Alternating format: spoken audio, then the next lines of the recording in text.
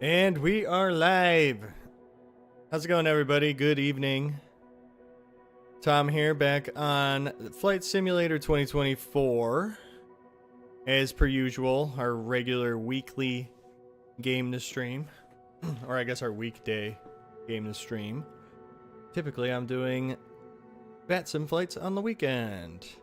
Let me just do a quick test here. Okay, I sound decent. What did I want to change? Yeah, I wanted to knock this down a little bit. There we go. Perfect. Okay, well, my throat's doing 1,000 times better than Sunday night. So 2 days of progress makes a big difference.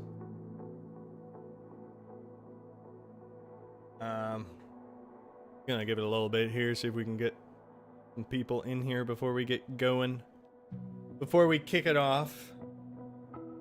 But in the meantime, I want to just check one other thing on my computer, a setting, and then we can kind of start getting going here. So kind of what I'm thinking of doing today is I think I'm going to start the VIP mission, or sorry, the VIP company, so that I can start working towards getting the wow, Vision Jet. Wow, brain fart. I was about to say SR-22, which not what we're getting. We want the Vision Jet. So we'll be able to do that. Maybe we'll be able to fly I think we can fly the Diamond for a little bit, which will be cool. It's a twin engine, so it's a little better than a single engine Cessna. We can get to places a little bit quicker, which is nice. I think, was somebody saying though that that thing doesn't, no, it was a TBM that doesn't pressurize. The Diamond, we just won't fly high enough to pressurize it, so that shouldn't be too much of a problem. Well, let's go ahead and jump in here. So career mode. And we are just going to jump. Well, let's first see how much we get dinged, since it's been 2 days technically since we last played. We're going to have to make our insurance payment, that's for sure. My airplane has no wings. It only lost 18,000. That's not too bad. 467, 380. Okay, so if I want to create this other company, how much is it going to cost me? Only 25,000. Not too bad. Oh, I got to use the Cessna again anyway, so let's do that. Name your company. Shoot. This is why I wish we had the chat going right now. What do I want to name this thing? Oh, God. I can't think of a name. No vulgar language. It'll be displayed on your aircraft. Let's call it what what goes up. Dot dot dot. Okay, cool. What goes up must come down. Okay, perfect. Do I have to buy an airplane though for it? Let's see, this, all companies. No aircraft purchase yet, so I do have to buy an airplane for this company. Well, let's see, what can I afford? I can't afford a brand new one, I don't think. I don't know what a Cessna costs. Oh, look at that. 710, actually, I'm pretty close to that. 790. 460, I can almost afford that. 7,600 for that bad boy. Wait, the Diamond is more than the Vision Jet? That doesn't make sense, but okay. Holy cow. Alright, well, we'll do the 172, and then we can get either the Beach or the Baron. Probably get the Beach. That's gonna be faster than the Baron. Because I'm pretty sure the Baron has 2 of the Beach engines. If I remember correctly. I'd have to look at the specifications. But I'm gonna have to, oh, well, I gotta buy one anyways, dang it. Let's see what used goes for. Because I could just buy a brand new Cessna. There's nothing good. The Diamond's in here now, but that's so expensive. 485, I can't even afford that. I can afford that. About half of what I have. Oh, screw it. Let's get it. To maintain. Let's do some maintenance. Variant. Well, I don't really have any options here. Oh, God, that thing. Why do they give you the ugliest paint? These liveries are pathetic.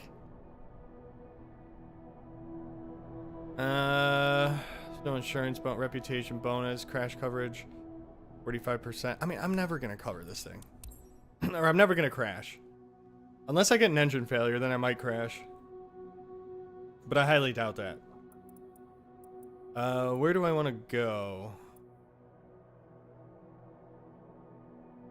I shouldn't be doing this in Chicago because I might... I don't know. Where else can I go? Really nowhere down there to go. Nobody... Do I just keep flying around here, or do I go back to Chicago? I can't really do anything in Chicago because I don't have... Oh, we could go Sedona? Let's go Sedona. That's a cool airport. But in Chicago, I gotta deal with icing then. Yeah, let's purchase. Here we go. Alright, we got it. Delivered at Sedona. Now you own more than one aircraft. Hiring I can crew hire to crew fly members. your other aircraft will allow your company to bring in income even when you're not in the pilot seat yourself. Okay. However, you still need to monitor every aircraft for wear, and tear. Okay. How do I hire crew? What goes up? Well, it's currently winter. Oh, I gotta go to Greenland? Okay. Okay, overview. Count history. How do I hire crew, though? Go back. How would I do that? Manage company, maybe? Fleet overview. Crew. On. I'm gonna have to figure that out. How do you manage crew? What's this? How do I get crew? How do I buy crew? AI overview. Period of time. That doesn't tell me anything about crew. Okay, I don't know how to do that, but whatever.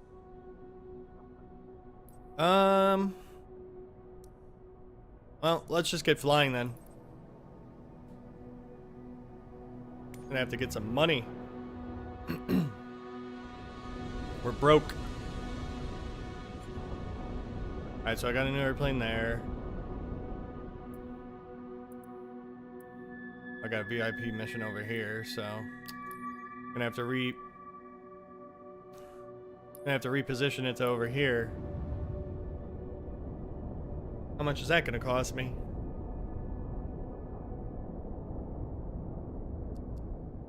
Of course I want clouds. Makes it more fun. Big Bear Lake. Mr. Michael Fall.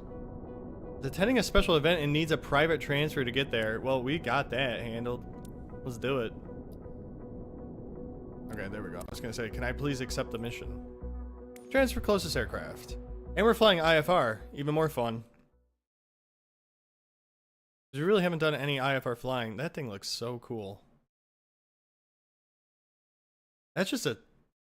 That is a good looking airplane. Alright. Got a lot of, okay, 55. Wow, that's not a lot. Let's check our fuel here. How much fuel do we have? Let's do that. Because last thing I need is for this thing to fail. Fuel and payload. We're full. Okay, cool. Even better. Perfect. Take this thing for a spin.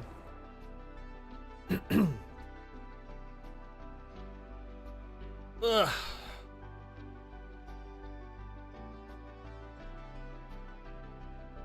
Seems like you make more money moving cargo. We'll see what kind of bonus criteria I get though.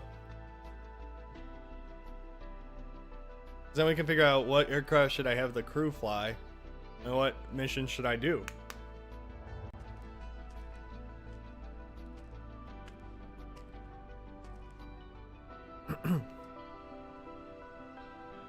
Alright.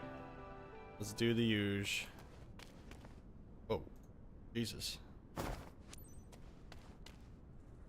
He goes so fast when he runs. Get rid of that and get rid of those. Alright, let's do it.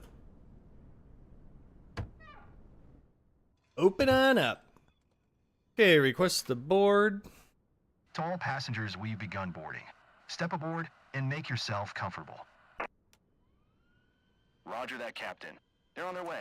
Have a good flight. Alright, do it. What goes up? Wait, we're flying 2 people? I thought we were just taking 1 guy. Ladies and gents, I wish you a good flight on behalf of First Class Wings. I wish you a good flight too. Hi, Captain. I'll need to make some calls. I hope the signal hold up. If you can make sure it's good, I'd really appreciate, Captain. Thanks. Good Captain, morning. thanks. It's Colton. Just wanted to say hi before you leave to Big Bear What's City. going on, Mr. gents? Fall will be aboard soon. I know you'll give him a warm welcome. He's close to one of our top clients who booked the flight for him. Have a great flight. Alright, thank you very much, everybody. Let's announce our taxi and get rolling Zero here. Alpha Zulu 2 Traffic Cessna, November 13596, is taxiing to runway tree 5. Runway 35 it is. Our altimeters. They are sets. 3000.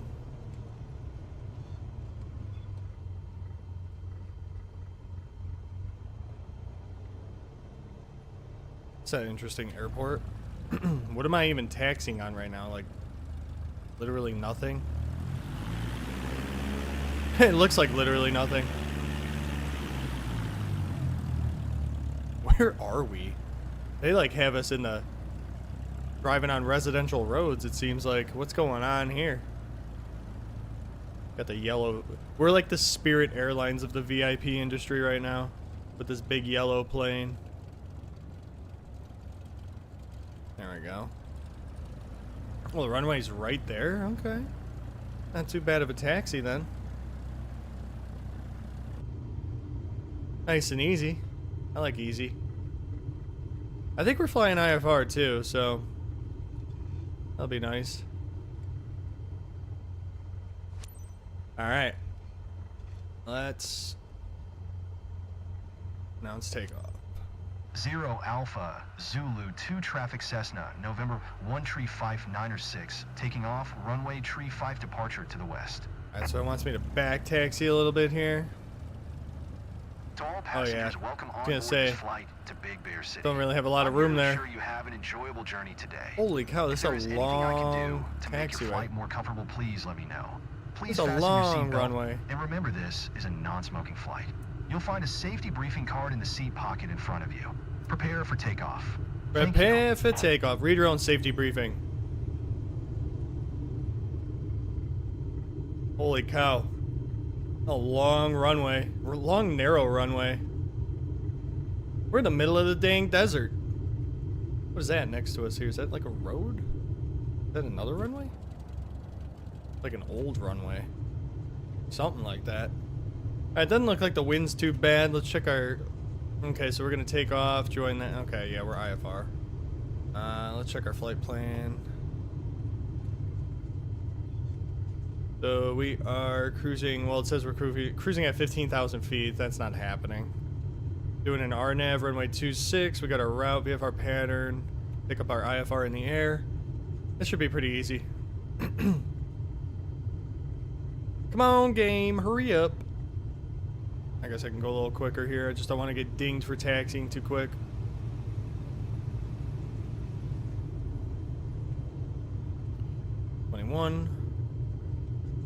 Pull a U-turn at the end of the runway here, and then we will get airborne. Hanging out in the middle of the Arizona desert. And it's only 7 degrees Celsius in Sedona right now. Well, in this simulation. Okay, make a U-turn. Didn't really give me too much room. Alright, maximize every inch we have here.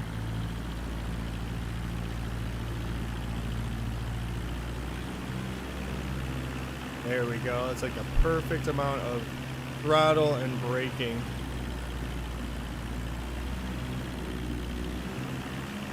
Hey, what's up, D&D? So good to see you again. You're just in time for the departure. Alright, here we go.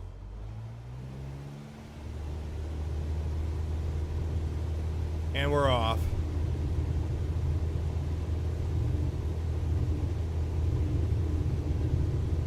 God, it takes forever for the airspeed to come alive in this thing.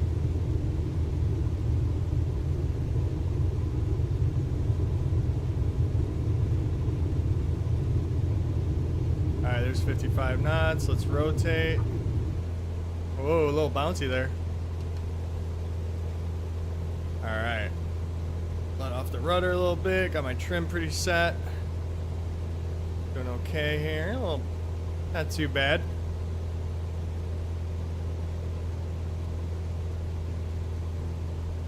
Pitch for a little bit more. Contact air traffic control. Albuquerque Center Cessna. Climb to November 16,000 feet? 13596 is type Cessna Skyhawk, 1 miles west of Alpha Zulu 40. I am. So I actually just 2,200 started a feet, request VIP flight company, following. so this is my first VIP mission for my my Cessna company. November 13596 Flight following. I Albuquerque should be Center. getting. Squawk 07 tree. Be getting. What the heck is it doing? Flight following. I should be picking up IFR clearance. Squawk 07 Yeah. tree. What Cessna 172 flies at 596. 16,000 feet? That's insane. What is this game thinking? Once again, I don't think it is thinking. Cessna 596 radar contact 1 miles north of Alpha Zulu 40, 2,600 feet, altimeter tree 0. Okay. 00.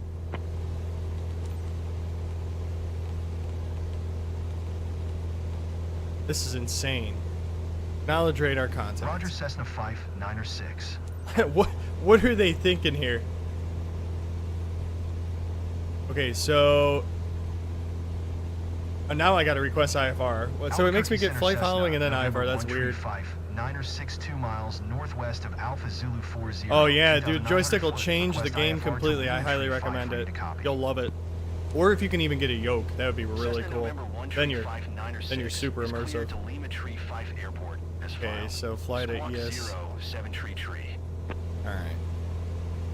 0733 in the box. Cessna November 13596 cleared to Lima Tree 5 Airport as filed.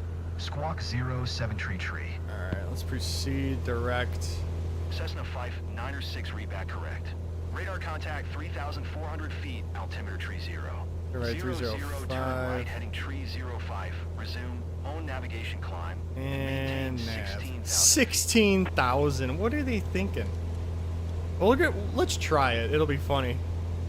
I know it's not going to Turn right happen, heading but tree 05, resume, own navigation climb, and maintain 16,000 foot. these guys are Cessna nuts thinking we're 596. going up that high. I'm going to have to request lower.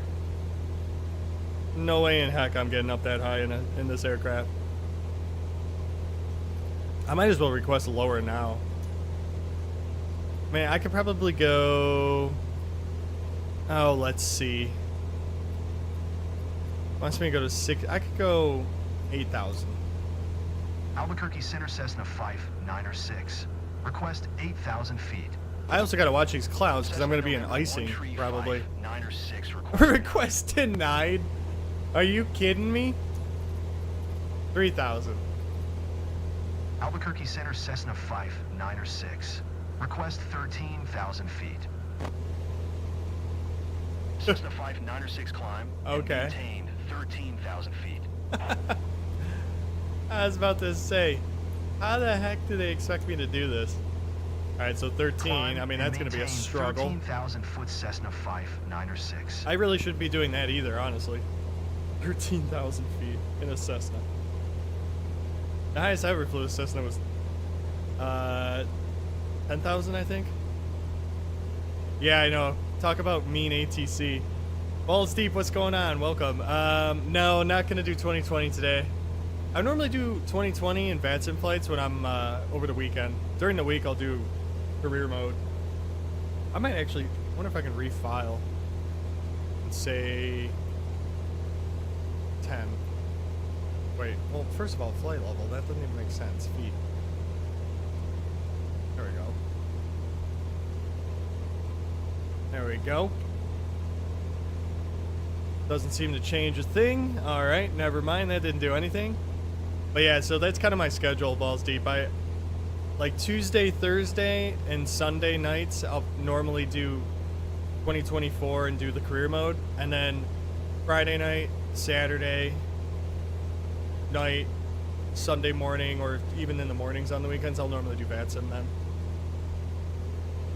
Because I typically don't have enough time to do the length of a VATSIM flight that I would like to do. So that's kind of the reasoning behind it. This is my new airplane, by the way. It's ugly orange. It's almost as bad as Spirit Airlines livery. And our airline is called What Goes Up, ... That's how creative I was. Didn't really know what to name it, so I went with that. Thought it would be silly. Let's see if they'll let me go down like another 2,000 feet. Here we go. Albuquerque Center Cessna 596. Request 11,000 feet.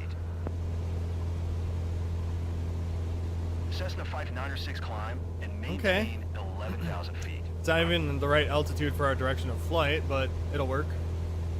Where are we even at here?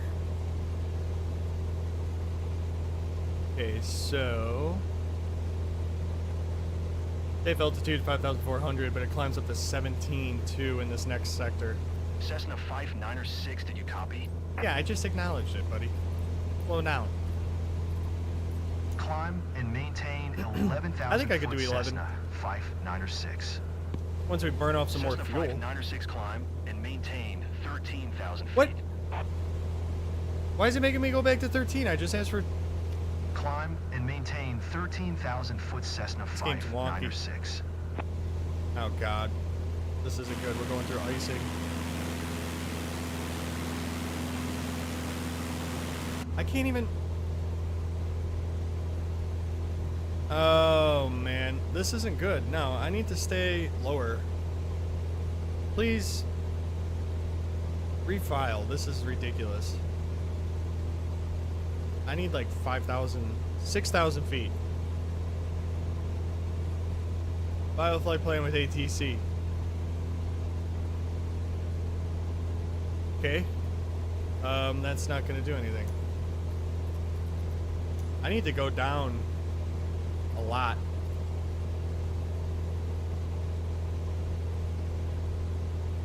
Doubt they're gonna allow me this, but let's try 7,000 feet. Cessna 596. Request 4,000 feet. 4,000 feet. Cessna November 1 tree 596 What? request. What is it denied. having me go to? 11 or 13? I don't know. This game's wacky. I'm already picking up. Am I picking up ice? I can't tell. No, it doesn't look like it. Okay, well, I guess we have that going for us. We're in -2 degrees. It looks like it's starting to form on the windshield. I don't see it anywhere else yet. It's so silly picking up ice in the middle of the desert. Jesus. You guys are close. Wait a minute, we're flying 4 people? I thought we were taking 1 guy. That ain't good. It's a heavy aircraft. I don't think we're gonna be able to get there. Oh God, what just happened? It's raining. It's snowing. Are you kidding me?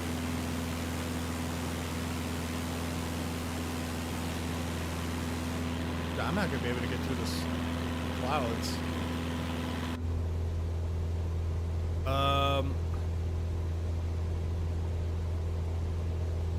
This isn't good.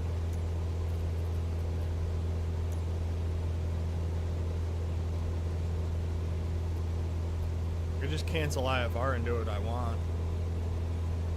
This isn't gonna...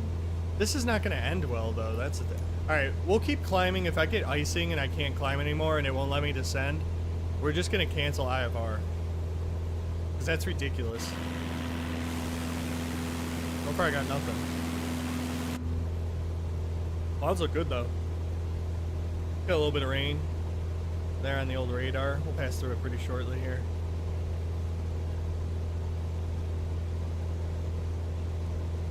500 feet per minute. I can't even burn fuel fast enough to keep up with this required climb. Okay, we're out of that. That's at least good. Really not much more I can do here. I can't push this thing anymore.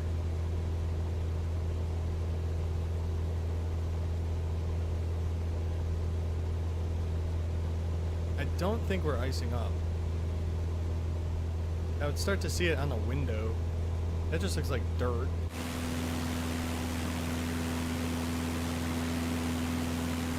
It's not forming on the wheel coverings. I think maybe we're good actually. We might not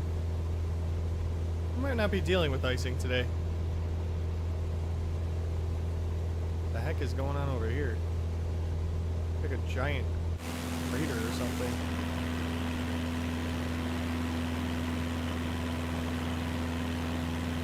What are we over?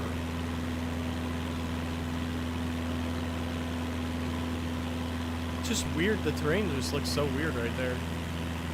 For whatever reason.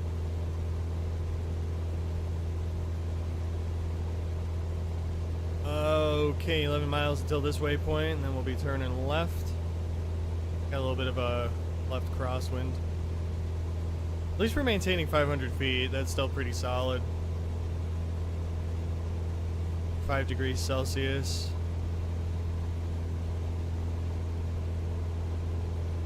Still no signs of icing.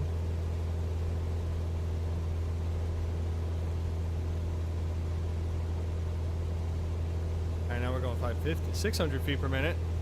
So we're at least climbing well. Check our altimeter. Pressure went up a little bit, so that helped. 9,000 feet. It wants me to go up another 4. That's insane. Oh, technically 2, because 11. Feel we're burning through. I got the tank set to both, so we'll burn evenly. I think I'm starting to get it. We're building now. Still does not appear to be building. Okay. Got some nice cold air too, so that's good. It's that thick cloud we're going through right now. Oh, there it is, starting. Now it's starting to happen because of this. Yep, starting to form. We'll see what we can do. Starting to lose our rate of climb here. You know what, let's do this.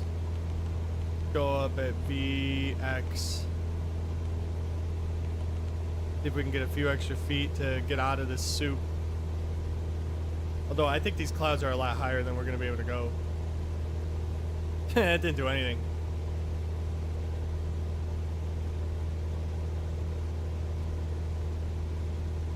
Man, autopilot's going to be fighting us here soon.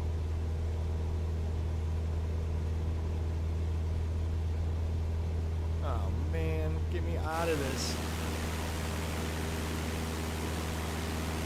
Yeah, I'm not seeing it on the wings though. That's what's interesting. It's building on the windshield, but it's not building on the wings yet.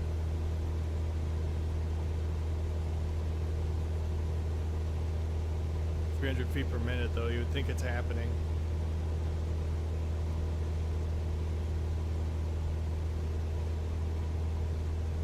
It's taking us so long to hit this next waypoint. We're going 76 knots over the ground, and it's going to take us 6 minutes to go 7 miles.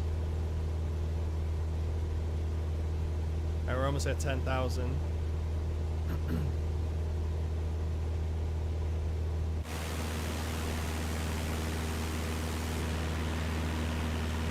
We're like, there's no way we're getting above these clouds. We're just gonna be right in them.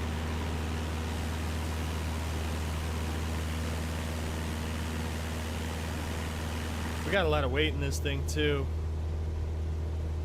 All right, 1,000 to go at 300 feet per minute. Cessna 5906 contact Los Angeles Center on 134. All right, over to LA. Good day. Actually, they have the centers marked off pretty well. 134. 65 for Cessna 596. Maybe maybe LA will be nice enough to let me descend a little bit here, because this is just ridiculous. Or I don't Los contact Angeles them. Center Cessna November 13,000 13596 is at 10,100 feet, climbing 13,000 feet. There's no way. That can't happen. Cessna November 13596 Los Angeles Center altimeter tree 0. 01 radar contact, continue to ESDWD.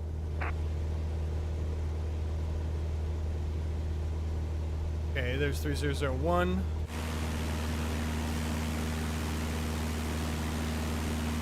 There's the icing. It's starting.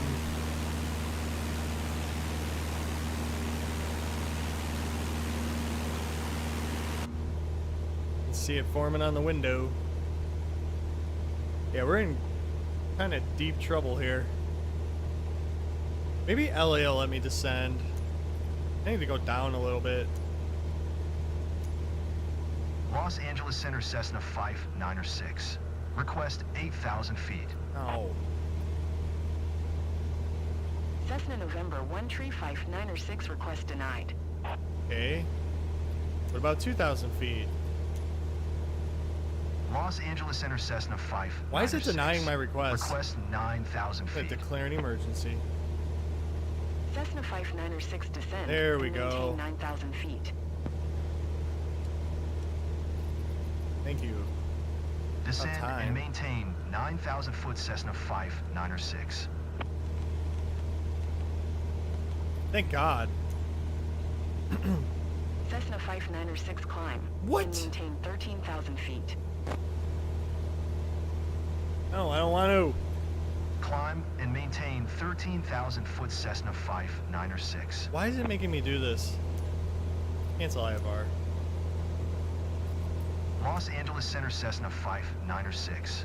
Cancel IFR at this time. Yeah, forget you guys.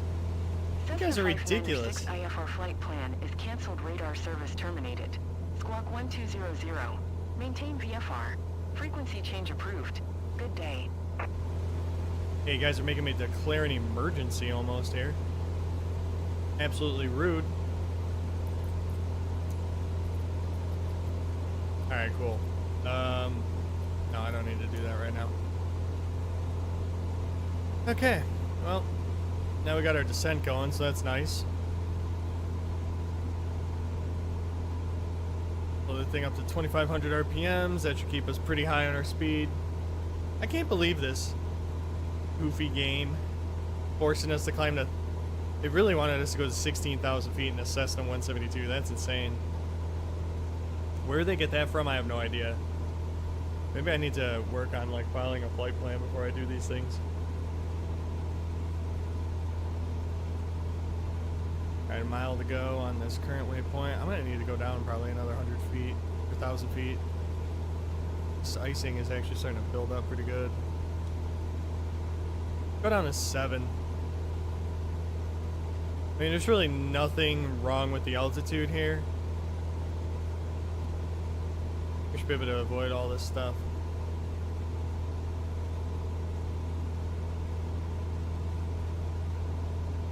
Pick up this descent rate a little bit more. Get out of these clouds. Get me out of this icing.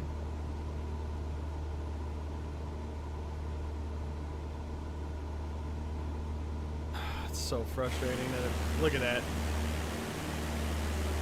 I think we did it when we did. We would have been in deep trouble if we didn't.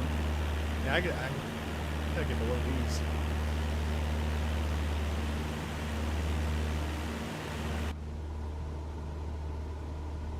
I think I even gotta go lower than this. We're still in the clouds at 7,000. And it's still negative. We gotta at least get to a warmer temperature here.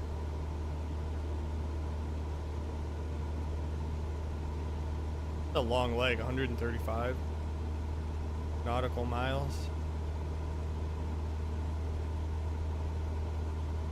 This is only going to take us 19 minutes though at this speed.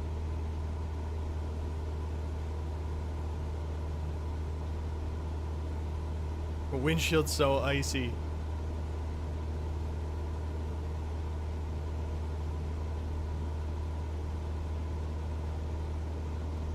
We're like right on the edge of yellow lining this thing.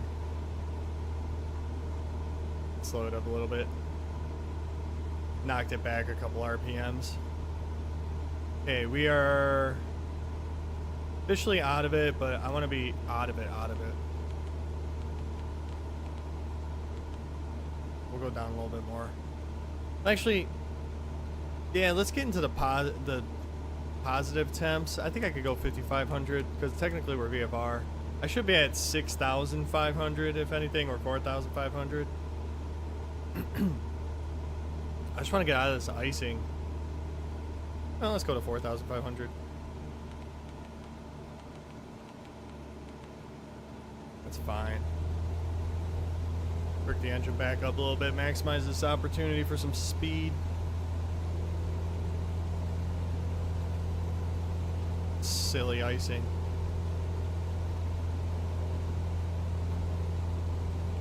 Let's go 1,500 feet.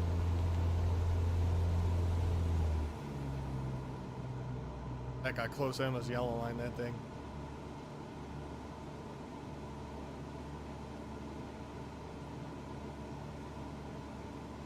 $126, $125, $126.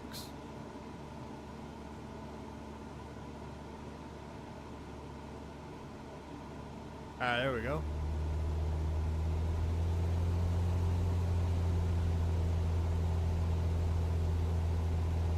$2,500 RPMs. Alright, we're back.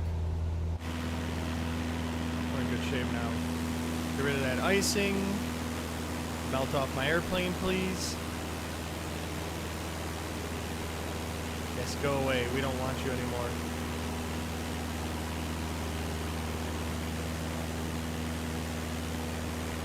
It doesn't seem to disappear.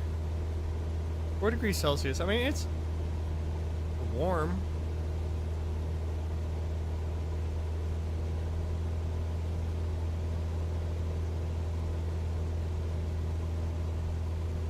$24.70 on the RPMs. Alright, so we got 21 minutes until our next waypoint. Really not much in terms of terrain we need to watch out for here. From what I can tell. Fuel's looking good. Did they really sell me this aircraft with 20 hours on it and it was already in that bad of shape? That's insane. I guess it is what it is. Kind of weird. I never reset my altimeter. Transponder, VFR. Alright, there we go. Clean this out a bit.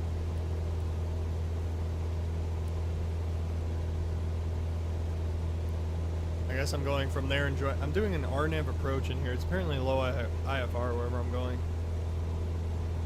I don't really know.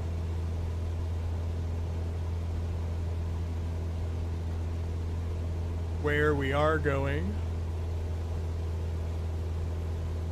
What lake is that? Danby Lake, Caddis Lake.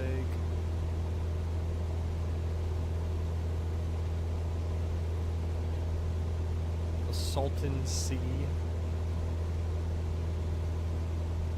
That's right there, Salton Sea. What's near that? Oh, Palm Springs. Huh. This will be some interesting places to fly to. Do not touch the screens. Okay, let's see if that icing came off. Oh yeah, it's all gone. Beautiful. Alright, we're good now. Don't have to worry about that anymore. Now we just got some turbulence. It's a nice day for flying. Over basically nothing. We'll just go scud run. Ah! Was not expecting you to be looking at me. That scared me.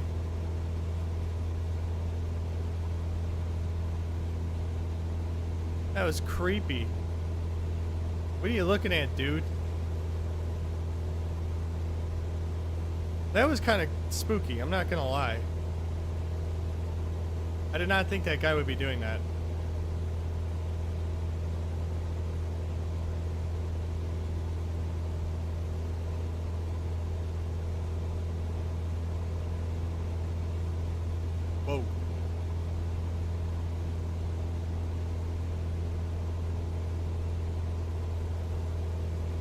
You know what I think I might do? I might switch my streams back to like low latency.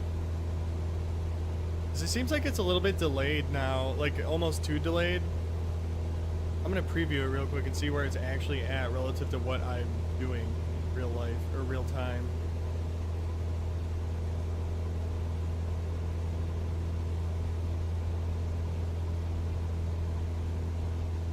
Oh, actually, it wasn't that, really wasn't that bad.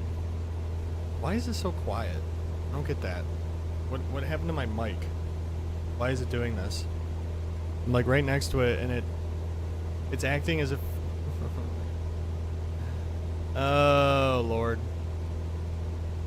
Thumb this down a little bit.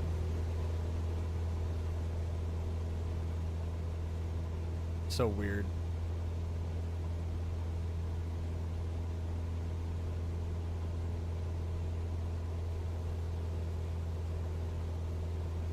I think that sounds a little bit better now. I was checking it out myself to see how it's.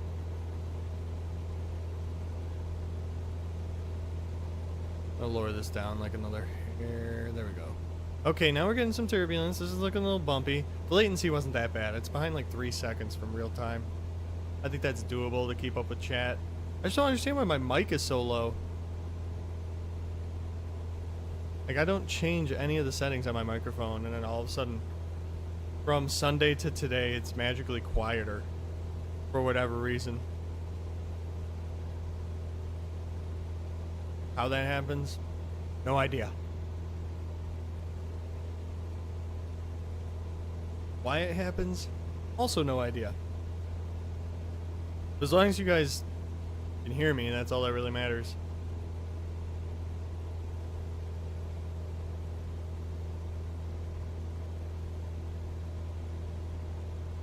Oh, she's getting rocked. Whoa, whoa, that was a good bump. Wind is just shifting. Can I pick up flight follow? That's flight. Los Angeles Center Cessna November 13596 is type Cessna Skyhawk. From northeast 7 of an miles airport? northeast of 1 Charlie Alpha, 4,500 Look at feet. this. Request flight A following. little bit of water, and all of a sudden there's farming everywhere. Cessna November 13596 Los Angeles Center. Squawk 176 tree. 1763. Squawk 176. Not tuning that in Cessna myself. 596. Okay, we're over a little bit of Cessna civilization because of this 596 radar river. Contact 7 miles north of 1 Charlie Alpha. Weather's still the same, so that's 4,500 good. feet, altimeter tree 001. Thank you. Acknowledge radar contact. Roger, Cessna 596. Huh.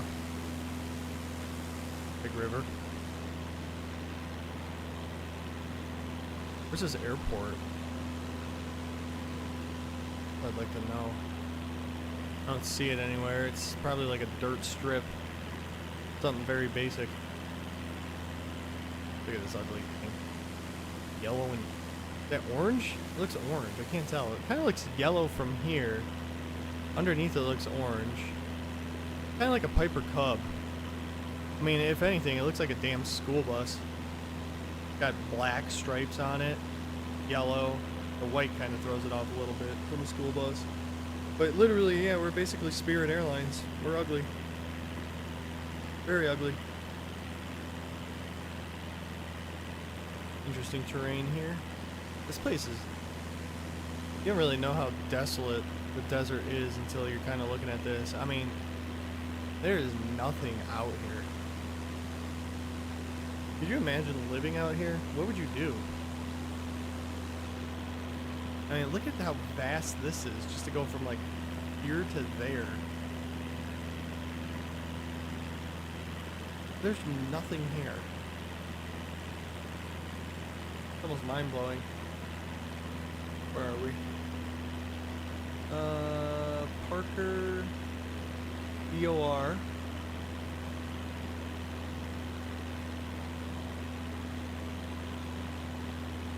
There's really nothing out here.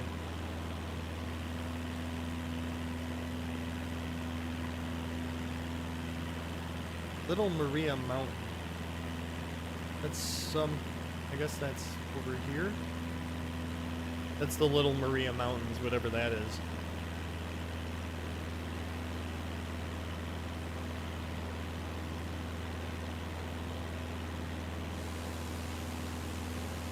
We're moving along pretty good, though. Let me reset my heading indicator just to... Okay, so we got about 12 minutes until we hit that. Oh, you know what? That's the final...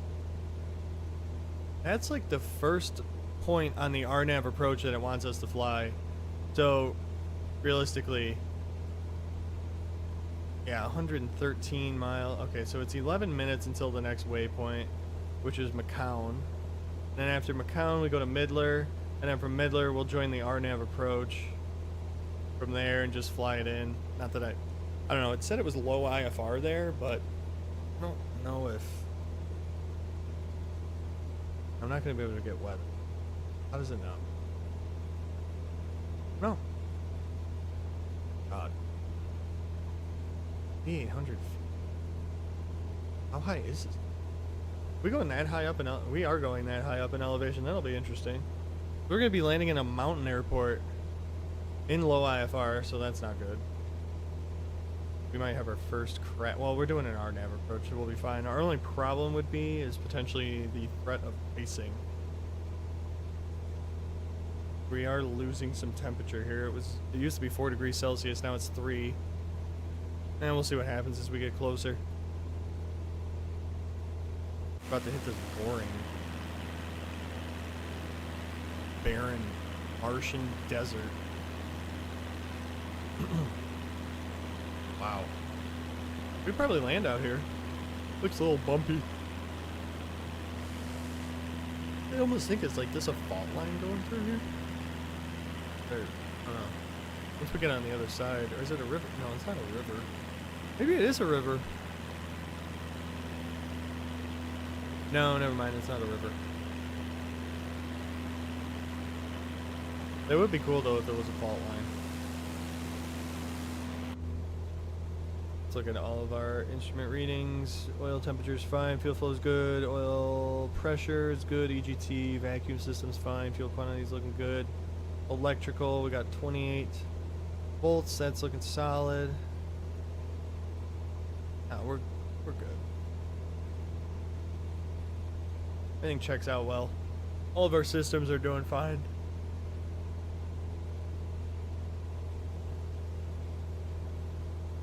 Let's see if this creeper is staring at. Yeah, look. That was weird. I don't even have... What? Oh, I don't have my seatbelt on. Shame on me. Well, I am the pilot after all. I can break my own rules. Fancy loafers you got there, young guy. Mr. Gentleman. Oh, he's got a fuzz on his shirt. No, stitch.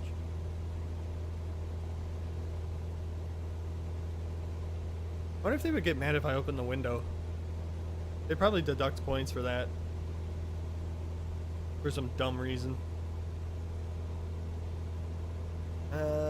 16 miles to go until our next waypoint. By following so far uneventful flight here, thankfully. Don't want it to be eventful.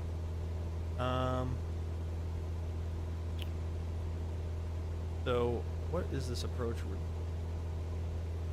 There's an RNAV approach. I don't even know what this airport called. L35. Let's see if I can even find that Navigraph. L35, Big Bear. Oh yeah, it is. Oh. Oh, okay. Actually an Echo. Yeah. Okay, AWAS. 135925 CTAF. 122725. 67. This airport elevation is higher than we're currently flying. 6,700 feet. Right on this lake. That's pretty cool. Big Bear Lake.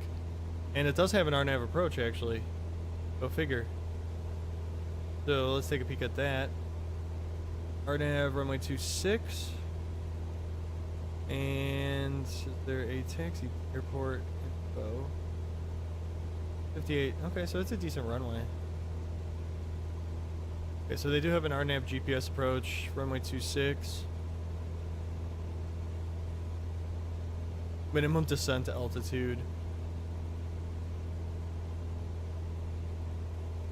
Not that low.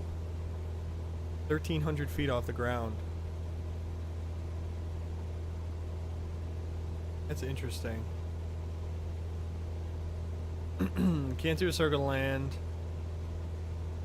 1.25 mile visibility required. You can go minimum descent altitude 8260. The airport elevation is like 6,700 feet. That not necessarily favorable, but now we know where we're going. So kind of like once we reach these mountains, we're gonna have to start climbing again because we're just gonna get into higher and higher terrain. Dang it. I don't know what happens. It's just like my stream tonight. The chat is just...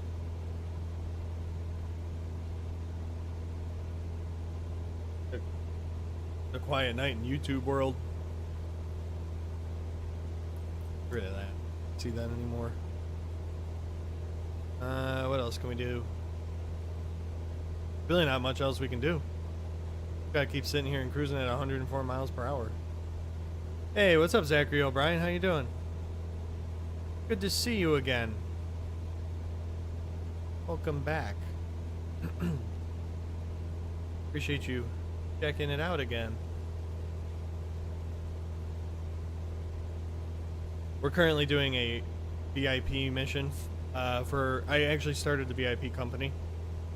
So we're doing our first VIP flight, and it's from Sedona, Arizona to Big Bear Lake in California. I'm doing good. Feeling a lot better, thankfully. My throat and all that stuff is pretty much done at this cold anyway. So that definitely makes this a little easier to do. But yeah, I'm doing good besides that. Been a pretty good week so far for thing. Work yesterday was good, got a lot done. Went to the gym. First time back in the gym in a week. Didn't go last week at all. I didn't go like for a week and a half actually. It's good to be back there. I'm gonna go again tomorrow night. Today was a really good productive day. You know, I had a huge meeting from 12 until 3, so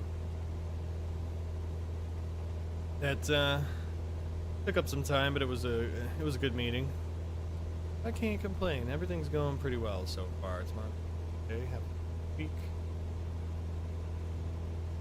How about you? How's everything going in your neck of the wood?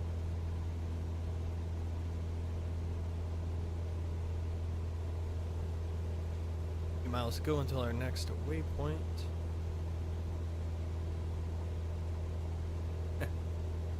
That's good to hear. It's actually been really warm here lately, which is nice. Today it hit 50 degrees, which is kind of odd. But like last week we had a real bad cold spell. -8. Feels like -20, all that stuff. This week it's upper 40s, mid to upper 40s. Today it did hit, I think, 50 for a very short period of time, which was nice. But then it got real windy. So it's like, you know, there goes the nice warm weather. It gets cut in half by the winds. I think tomorrow's supposed to be warm too, actually. Actually, you know what? We have the power of the internet. Let's take a peek. Tomorrow's supposed to... Currently 45. That's not too bad for 9 o'clock at night.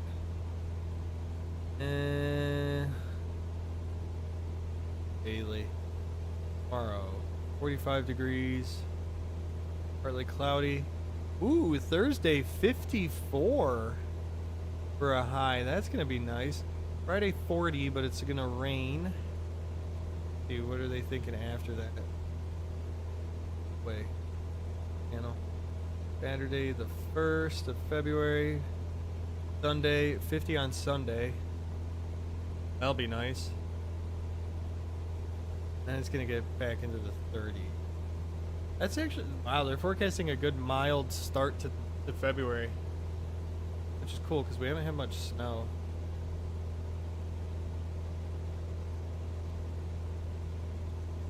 That's good to see. Freaking anytime it snows, it disrupts work. Like everything. Traffic, work, slows everything down. So I'm so glad it hasn't really snowed. Yeah, the wind just totally shifted directions. It used to come from the southwest. Now it's coming from the northwest. Opposite. But it died down a little bit. We only got a 2-knot headwind, so that's good. Maybe it'll flip around at some point. And the clouds kind of cleared up too. That's good. That's actually nice to see. Anything cool going on out here? Oh, just... Not really. Whole mountain ridge right there.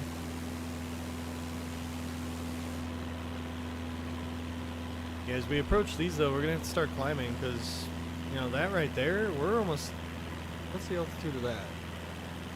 43, 47 is the highest point there. So we're only like 150 feet higher than that. We're definitely gonna have to start climbing in a little bit. I mean, we technically could afford to climb now because we don't have the clouds anymore.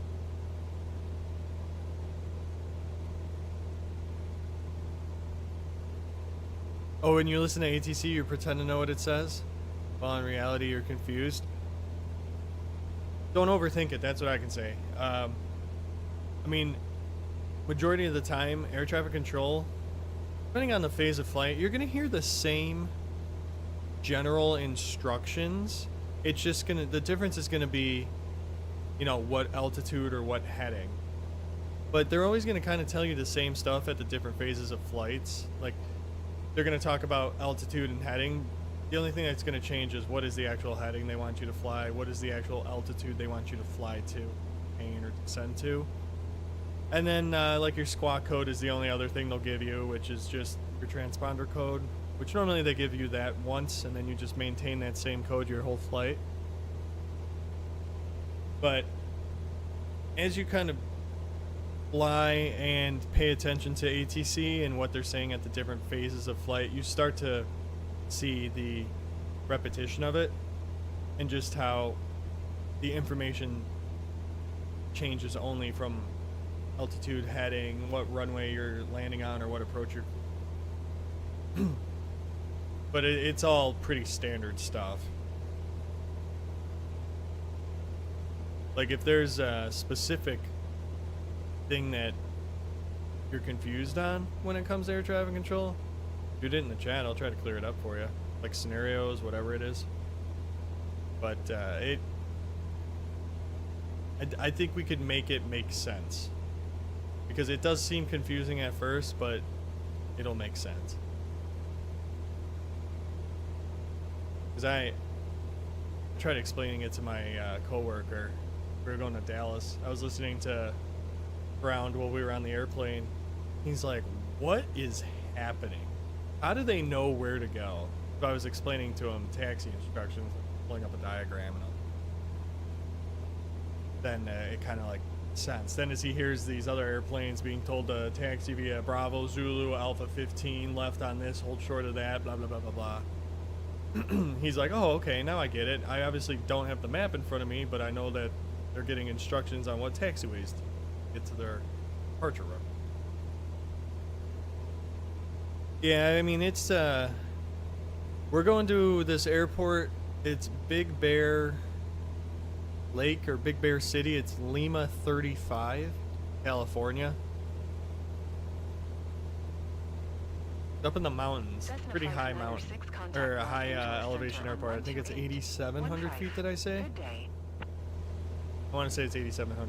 I thought. Or, no, it was 6,700.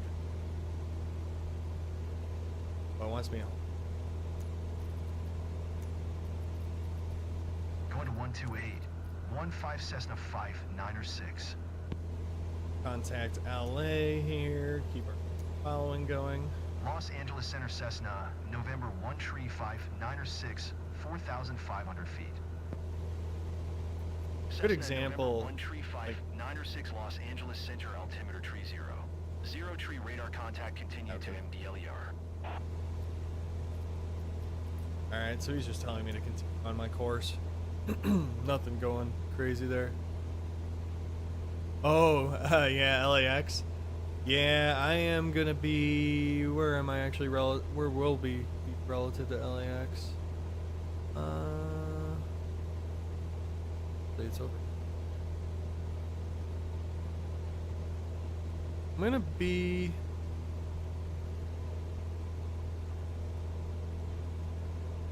No, that's not. Nice, right? Okay, so that's LA. I'm gonna be relatively. I got rid of my marker.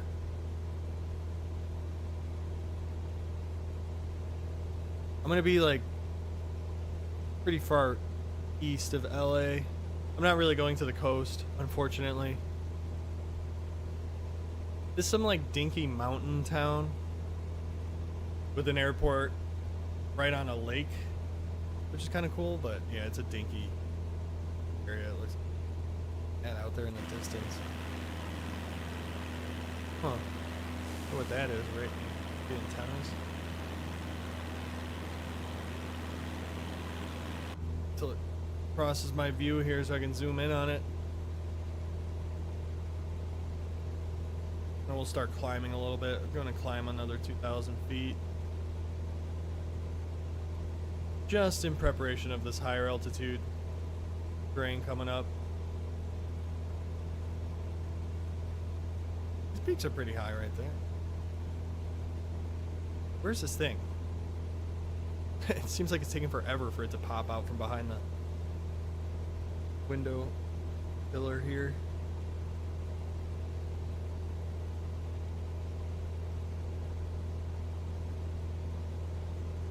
Alright. This looks like antennas. It is just antennas. Nothing special. I thought it was something different. Alright, climb and maintain 6,500 here. We're gonna flight level change that.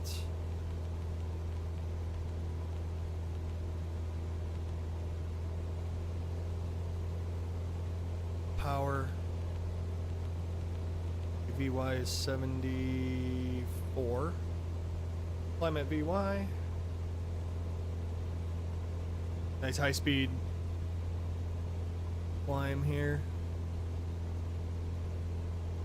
Burned about a quarter tank of our fuel.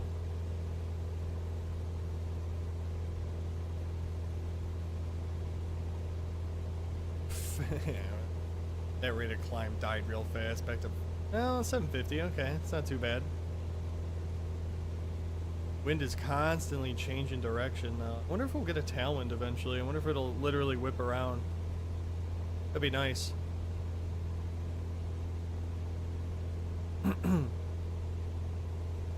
know what? Just thought of something. Wonder if it reset my microphone.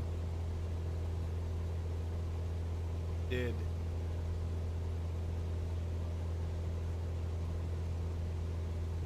I'm scared how loud this is gonna be. Alright, hold on. I need to check this because I just changed something. I realized why my mic got quiet.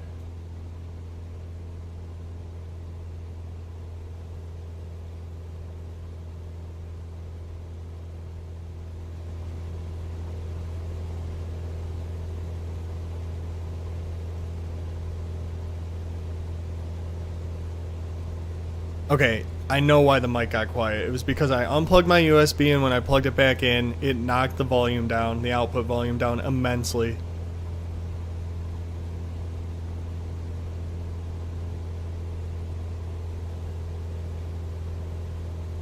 Alright, now we have that fixed. Makes total sense now. Dude, you missed it, actually. So earlier, Zachary, when I first started it, they wanted me to climb to 16,000 feet in a Cessna. Not to mention we hit major icing at 9,000 feet, so that was a disaster. I'm gonna knock this down in here. I don't want to peak my voice. There we go. That sounds better. But yeah, it's like, what are you thinking, game? Come on. I think it... Oh, that's at 100 too. Okay. My mix of this though. Let's check the audio real quick here. Okay, that mixes 100% on everything, so that's good. Alright, we're good now. We got everything squared away. Yeah, that was laughable, though. Yeah. Like, they're gonna have a little non-turbo engine go up to 16,000 feet. Yeah, right. There's no way in heck that would happen. I gotta pull this back a little now. Probably do 2,500. Yeah, it seems good. Alright, perfect. That little bit of adjustment there should help us for the next... yeah, because we'll be at the safe minimum vector altitude then, because we're going to hit a 6,200 foot sector here. Yeah, it's goofy that they made me do that. Alright, I'm so happy I got that mic thing figured out. Makes me feel so much better. Because I forgot I accidentally unplugged it yesterday because it wasn't being detected. That's right. Now we know. If I ever do that again, I know I'll have to readjust it. Because it dumbed it down to like a 40% output volume.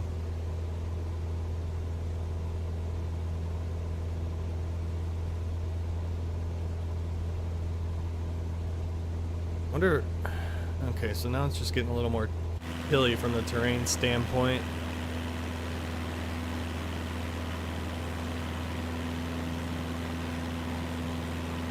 Dang. Here, I'm gonna tone that down a little bit. There we go. Knock that exterior. The exterior audio is so loud. 6500, 3004 on the altimeter. Gives us a little bit of... I'm gonna bump these RPMs up a hair. Yeah, they really do think we're in an Airbus. They're wild for that. A little ridiculous. I'm gonna hide that information so we're getting there. Yo, VG Master! What's going on? Yeah, I mean, it's no big deal.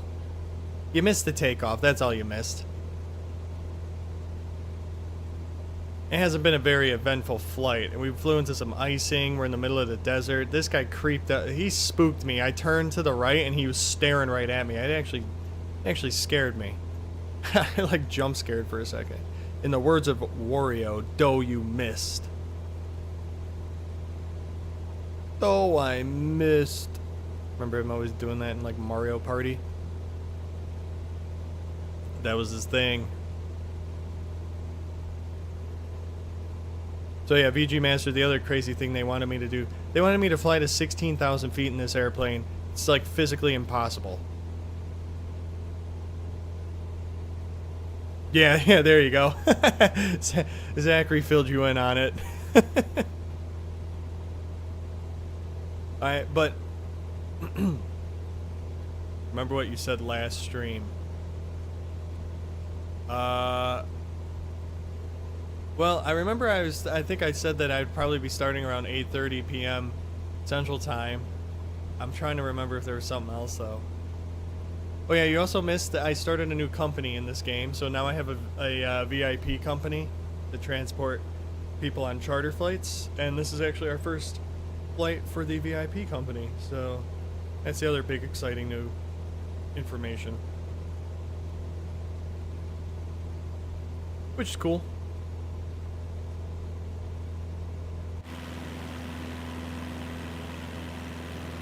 That's bright. Are we actually gonna hit any sort of civilization here soon? Not really. Where's this airport? Oh, I took my marker off. Oh no. Oh, it's right here. Yeah, Big Bear. Okay.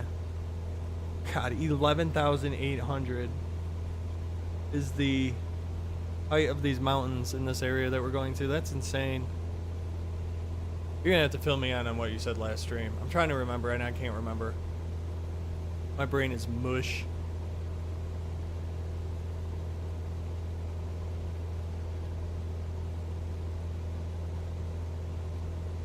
Wind picked up a little bit at this altitude. We're still going 109 over the ground, though. That's not bad.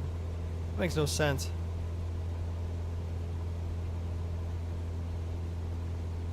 Oh, yeah. I remember that.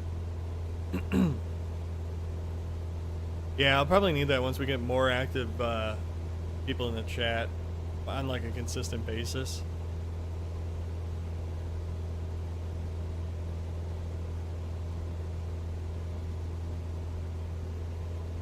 Oh, really? It does that? When I switch to when I switch to external view, it makes your PC lag. Dang, it puts that much strain on it, huh? I am streaming at like 13,500 kilobytes per second. A lot of data. I should be getting my email any day here saying that I'm about to go over my data limit.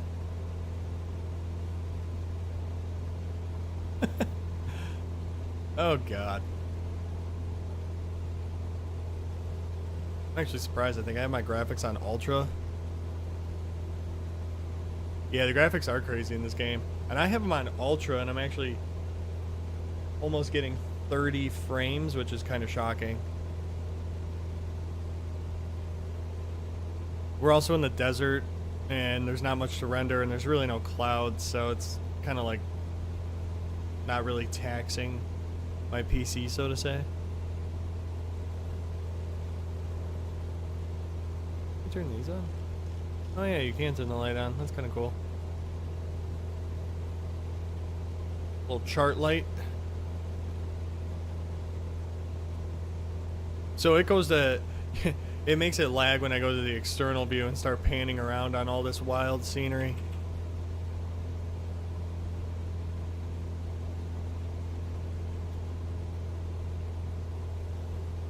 We're getting closer. We've got 4 minutes until our next waypoint, and then I gotta proceed direct to the approach.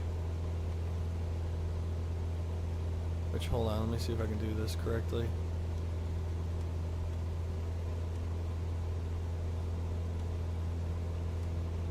Yeah, I think that's the first point on it. Yeah, we could do that. Proceed direct there. I think actually, hold on, let me pull up the chart. Oh, there is a... Okay, so there's an initial approach fix. I'll have to load up the initial approach fix then. Hey, what's up, Michael G? Welcome to the stream. I appreciate you checking it out. Your sim is all over the place with the graphics. I can land a Vision Jet and taxi to parking, then it crashes. Huh. That's interesting. So you can fly you can take off, fly, land, park, and then does it literally crash? Like, say you do a mission and you park and it's gonna load to the results screen. Does it crash before the results screen?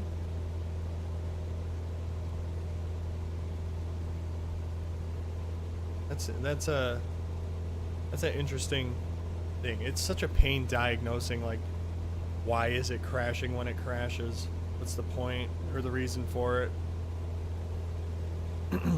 And how duplicatable is it and all that stuff? Procedures. Select approach. Our nav GPS. LP plus V. Okay. I want to go off of Oraco. Minimums don't need. Okay, there we go. I'll load that up. Awesome. I don't really need to do the hold. But at least we have it set up now.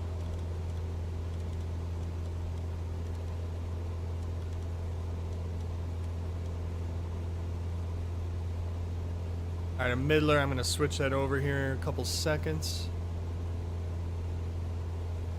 Or can I actually... Can I delete this point? I don't need that point. Can I delete this? Clear that one out. Enter. There we go. Alright, cool. We'll see if it actually picks up to that next waypoint. We got about 3 miles until we hit that. Probably going to stream some more ATS finally during your break from work. Nice. When's your break?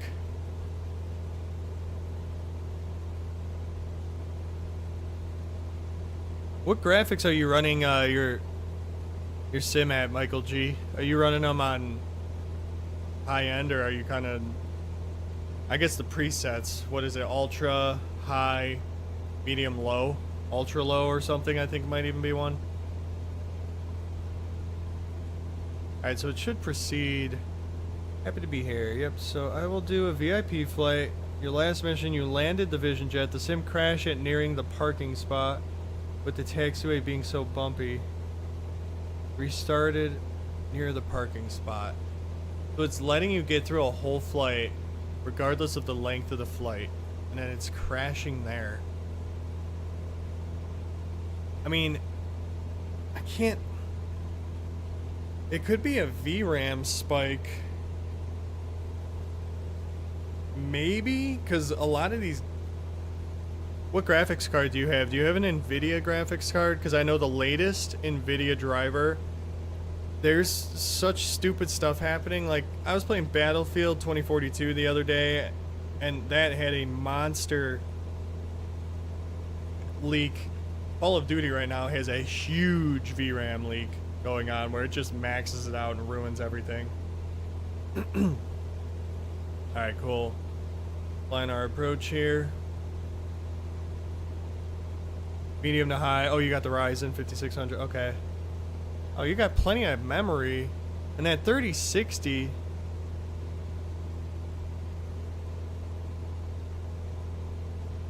Yeah, so you shouldn't... Your system should definitely be able to handle that.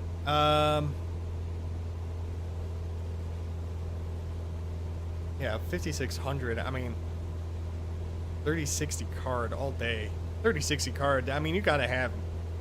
I'm running this with a TI, a GTX 1080 Ti. It's got 12 gigs of RAM in that graphics card, and I got like a 10700 i7. I don't have anything overclocked right now, and I'm running 32 gigs of RAM, DDR4, and I mean, if I push this thing to ultra graphics on that setup, I'll get about 20 to 30 frames depending on how many clouds. Like right now I'm on ultra and it's hard to see in the top right corner, like 28 frames right now. When it gets real cloudy, it'll get into the lower 20s, but it's still like flyable. When did I first use Streamlabs? Oh, long time ago.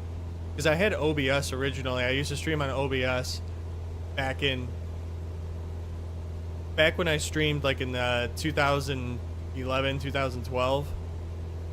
That was all OBS. Streamlabs probably sometime, maybe during COVID, 2020, maybe 2019. I forgot when I found Streamlabs. Actually, it might have been like 2020 or 2021, I want to say. The only other thing I could think, Michael G, is maybe a full reinstall or something. Wipe the game and just reinstall it. See if it's weird. Unless it's something with a bumpiness. Whatever. Maybe it's just an error in streaming the data or something. That's strange for it to crash. I mean, the only other thing I could think of is if you can go to Event Viewer after it happens and see if you can see any events as to why it crashed.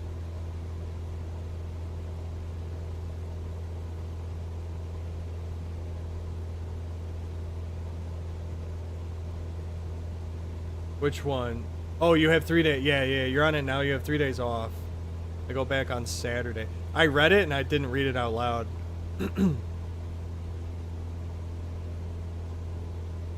So it just started. Did it just start today?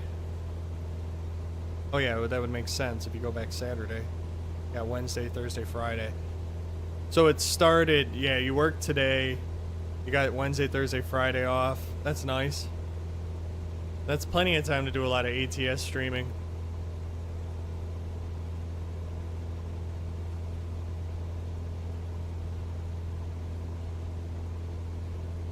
I don't think you have to redo your career mode because I think that's tied to your the Xbox gamer tag status.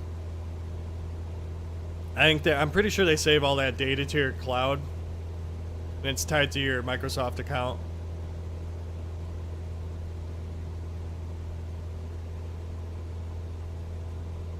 Oh, the mission crashes?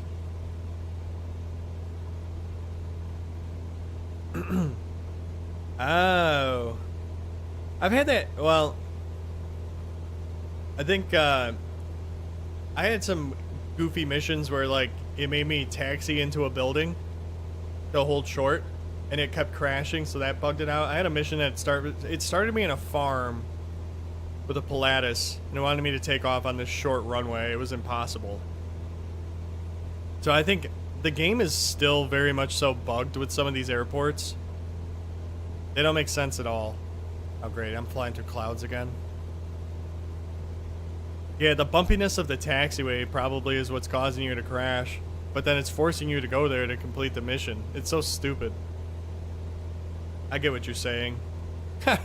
Here I am thinking the whole time you meant that it was crashing the desktop, but you're talking about just how the missions keep causing you to crash because this game is horrible AI and probably the worst play testing ever. Yeah, the scenery is all over the place. I ran into a runway that was a zigzag. It was not straight at all. It was a literal zigzag, so that was really messed up. That's nice though that you get a 3-day break there, VG Master. I haven't had one of those in a while. I very rarely take breaks from work unless I'm going on vacation. Or like unless I have to stay home or something because of some complication between my nanny and my kid being sick or whatever.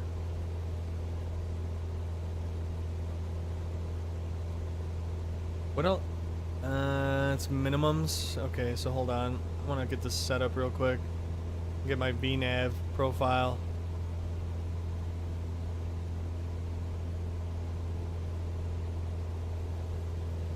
Alright, big one. That is 8140. Yeah, nope, not that one. 8 1 4. Cool. And then you can have profile 3 degrees.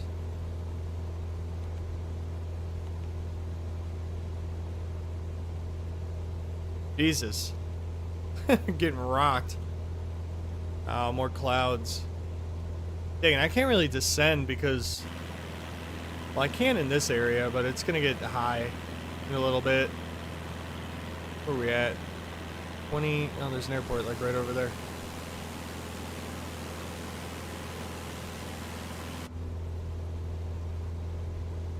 Little airport. Big runway. Oh, nope, didn't want to do that. Sorry, Zachary, for stalling your game out again. Might stream tomorrow evening, maybe 7 p.m. I'm going to be busy tomorrow evening. I won't be able to check in on it. I'll have to watch the after stream. Yeah, that is frustrating.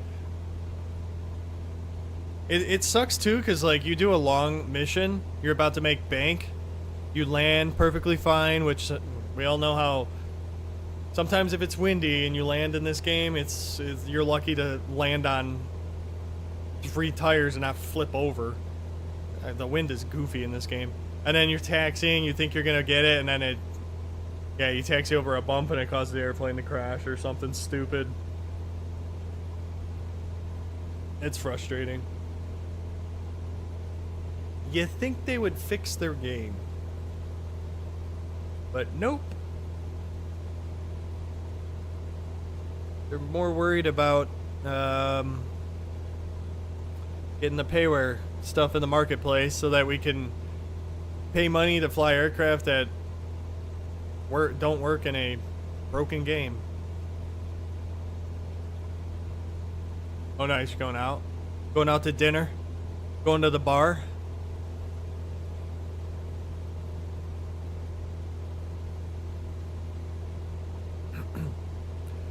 Are we picking up any icing? No. Thank God. The funny thing is I'm technically VFR in these clouds right now. What? Actually, I gotta pick this up at 9,400. Okay, we're gonna go up a little bit. I'm gonna try to get out of these clouds.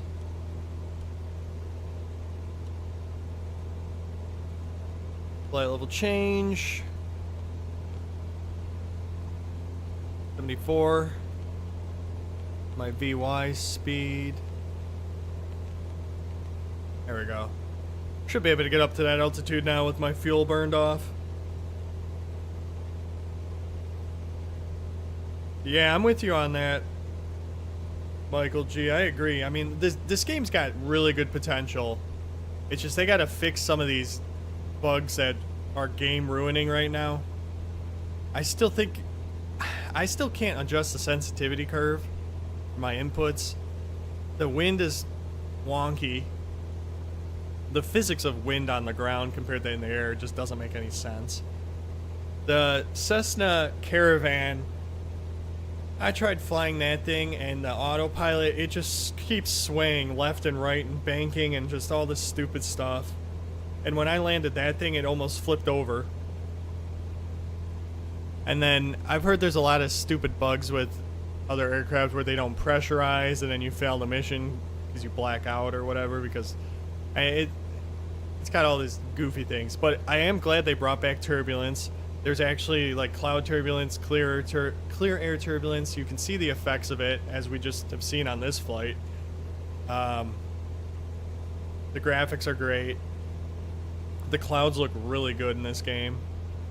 It definitely has the potential to do really well. Once they fix all this stuff, we're going to have a solid sim. Once they get the PMDG products over into this game, I'm really going to love it. But yeah, as of right now, a little silly.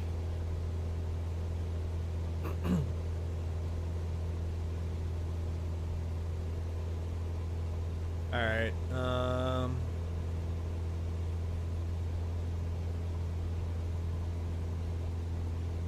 94 at, okay, binge, okay, perfect.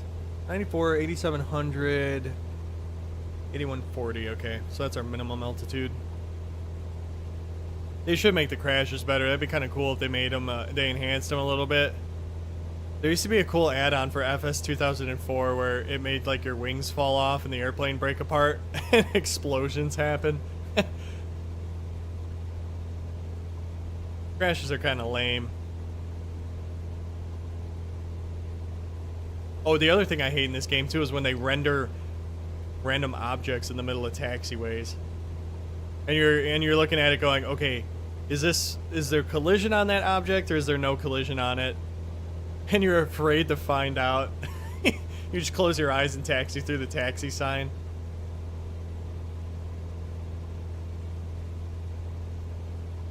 Oh, nice. You fly around Georgia. Yeah, I'm in Arizona right now for whatever reason. Because I didn't want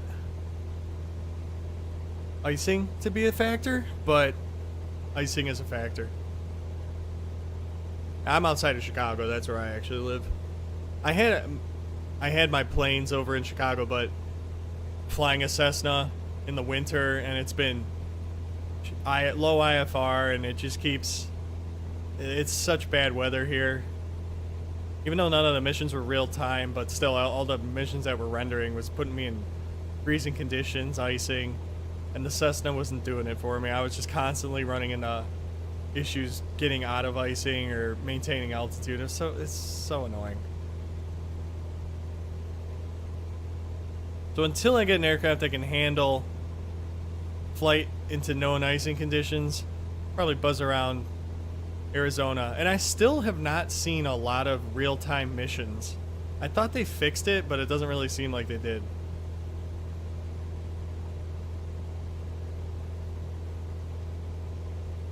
Alright, we got 15 minutes until our initial approach fix for this arrival. And then we're going to be doing the RNAV runway 26. And the minimums are really high. I mean, this airport apparently has low IFR because I think it's in the clouds because the elevation's so high. And our minimum, I mean, this is how crazy it is.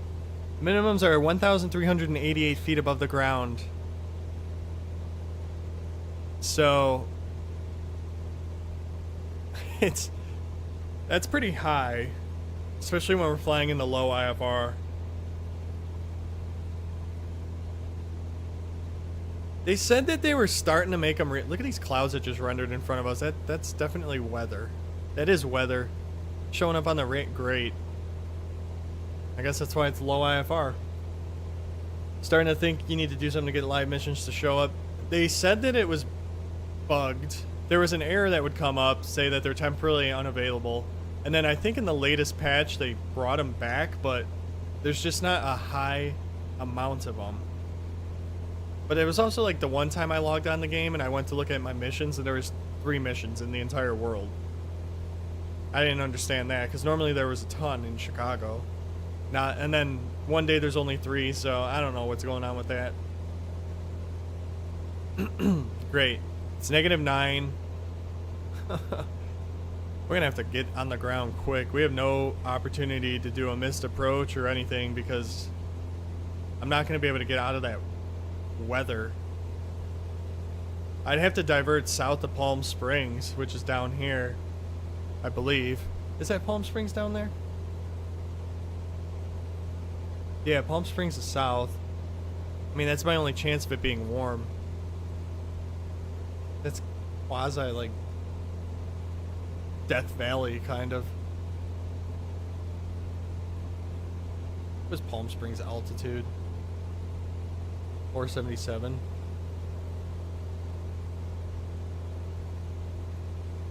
Alright, well, this is going to get interesting a little bit here. We're going to have to see how this goes. I wonder if I can pick up IFR again. No, it won't let me. Alright, whatever. Well, it's not like they're going to vector me for the approach. I'm pretty much already joining the approach. BG Master honestly just think they still have so much stuff broken in this game that they are actively fixing.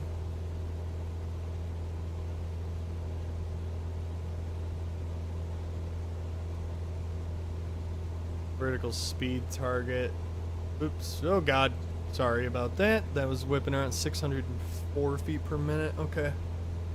That's right now with my speed. I'm probably going to do this approach going 90 knots. No, I'll probably do it at 70. That's going to be a 400 feet per minute.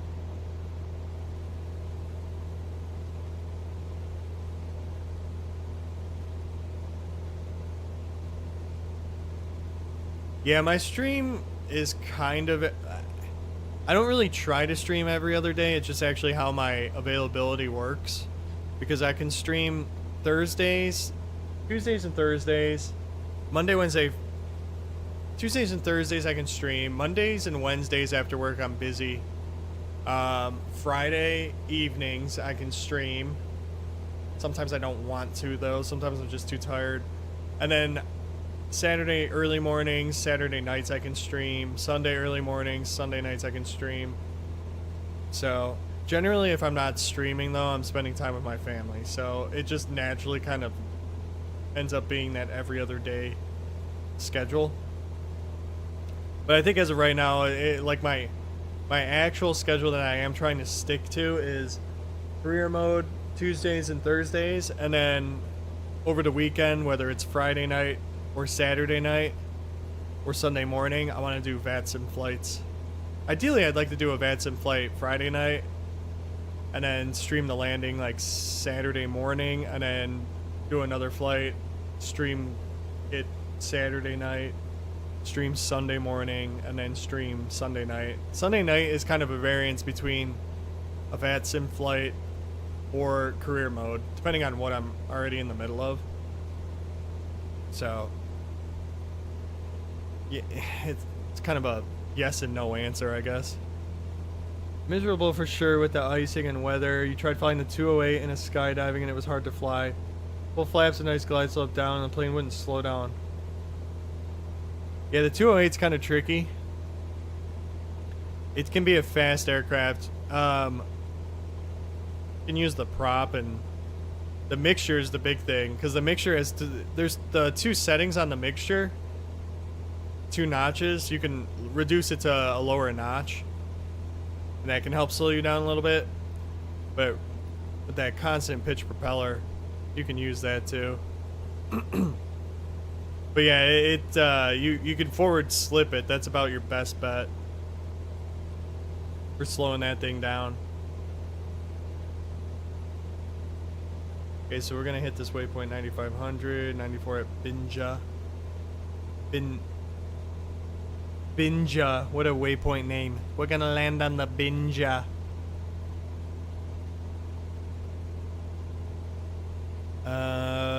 Alright, we're about to go into the soup. Wait, the weather cleared off the radar. What the heck? This is some cruddy looking weather up ahead. Alright, we're almost to our initial approach fix right there. 10 miles to go. 10.7 exactly.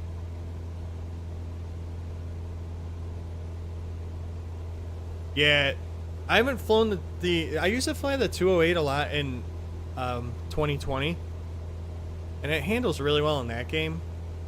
It's a slippery aircraft, though, I guess you could say, because that engine's powerful. I mean, that PT6 is powerful. There's no doubt.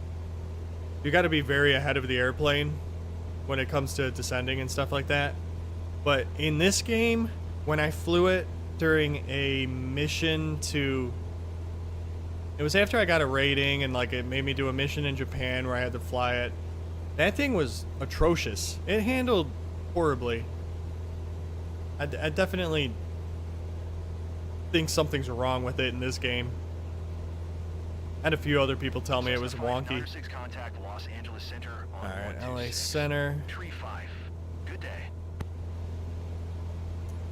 126. 35 Cessna 596. Alright, Los Angeles Center, here we go. Los Angeles Center Cessna November 135 969,500 feet. Los Angeles Center altimeter 3038. Contact continue to be an NJ. Okay, sounds good. Continue to Binja.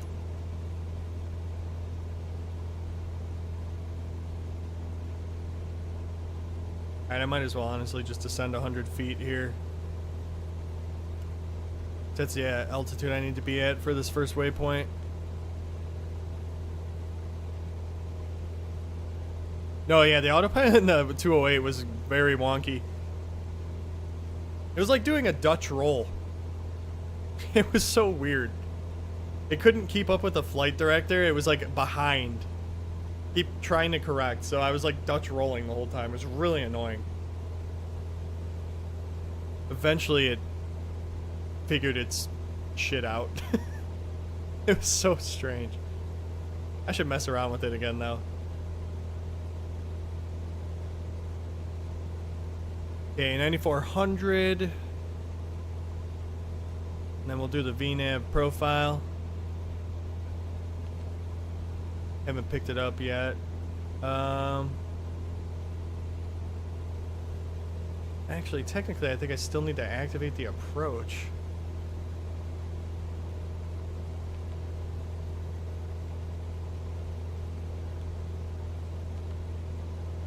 There we go. Okay, perfect. Got our glide slope, got our VNAV profile, our path.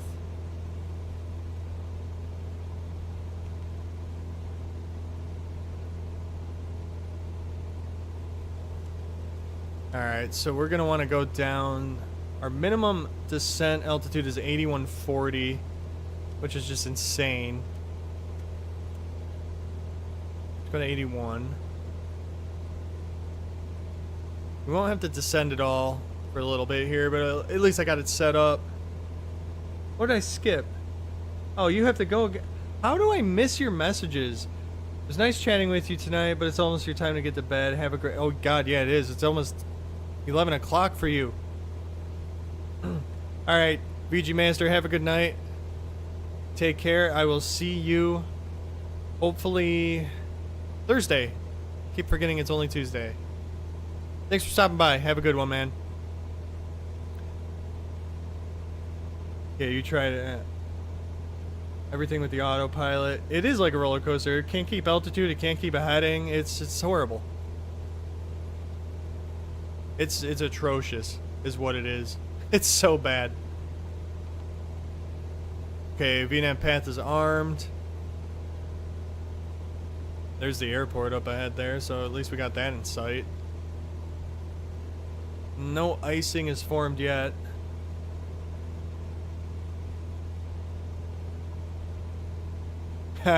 Yeah.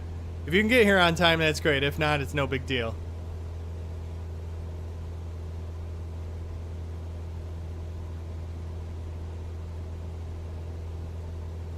I went by fast tonight. I started this thing at like 8 o'clock. It's already almost 10.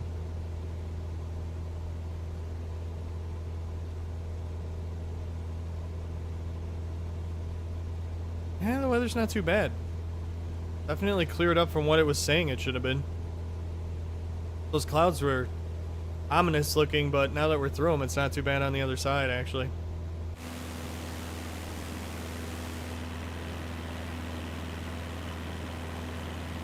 Yeah, some of these mountains around us are like 11,000 feet high. So it's definitely a high territory area. Wind is really... Jesus, that wind is gusty. Oh yeah. The Vision Jet is what I'm working towards. That's my pride and joy of this game. I love how it handles.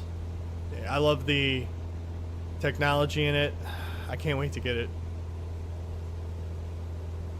That's what I really, really want. Alright, so Binja is at 9,400. The next Halvi is at 8,700. And then after that, it's... Jesus, we are getting rocked. Making me sick.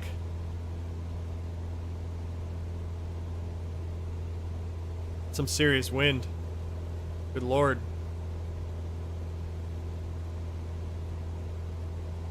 Alright, I'm waiting for us to intercept this glide path.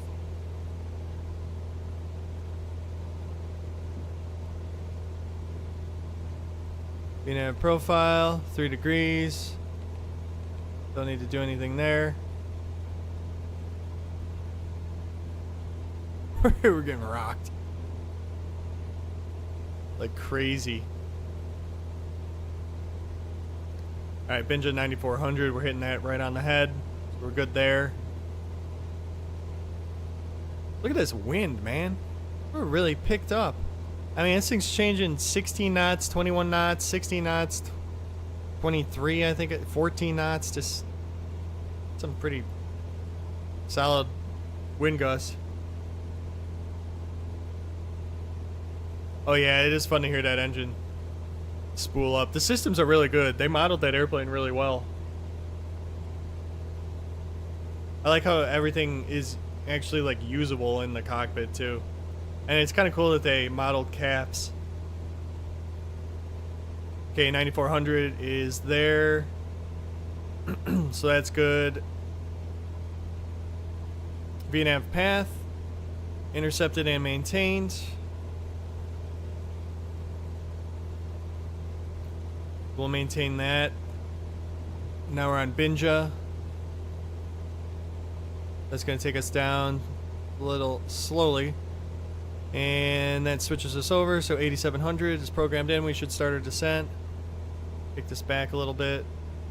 I'm going to maintain a pretty high speed until we get a little bit closer. I don't really need to fly this approach very slow.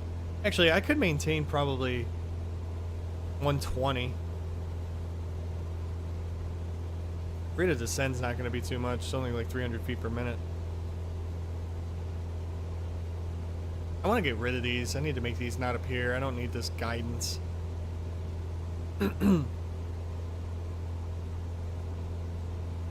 I'll have to find the settings to turn that off. Never really looked.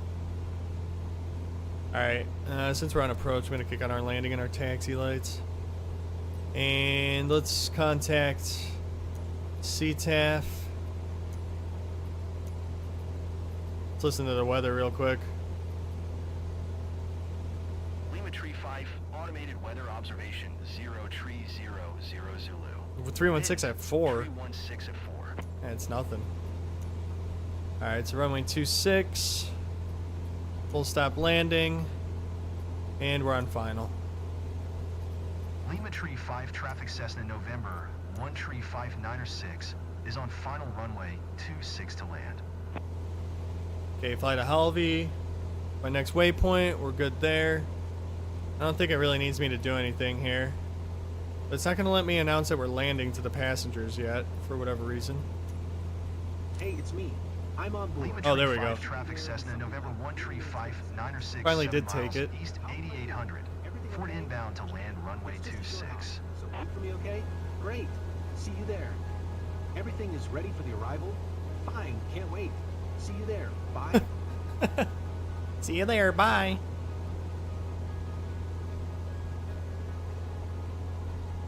Okay, why are we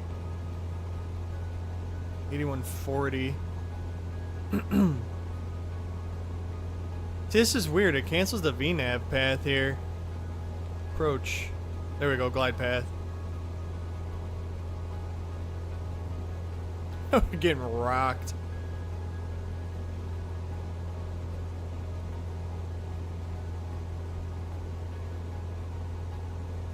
You landed here in the Vision Jet? It's fun. Yeah, Cessna a little harder. It's bouncy.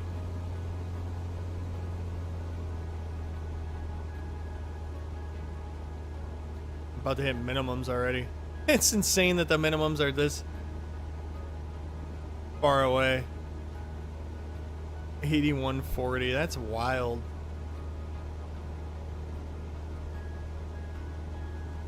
Alright, announce final. I'm gonna have to hand fly it the rest of the way. Lima Tree 5 traffic Cessna November, 1 Tree 596 is on final runway 26. I'm on the glide path now, so I should be able to pick it up a little bit.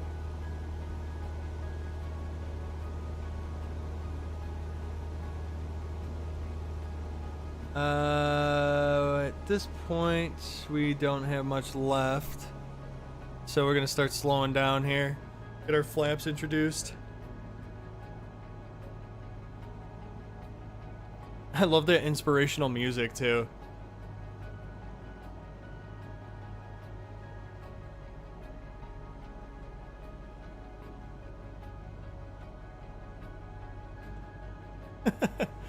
Alright, they can turn the music off now. I don't need this stuff.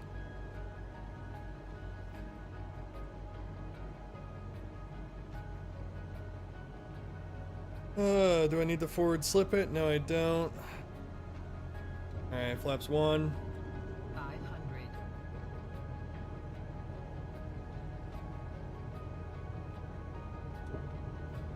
Flaps 2.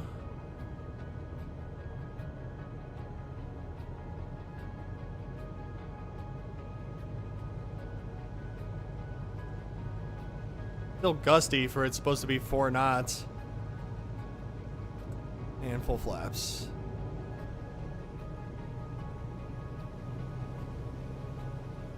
It's trying so hard to stay on this glide path, which will kill it. See, it always does that. After I turn off the autopilot, it dips me down like that for some reason. Even though the trim is basically set up to maintain this altitude. It's almost like the trim doesn't actually happen in autopilot.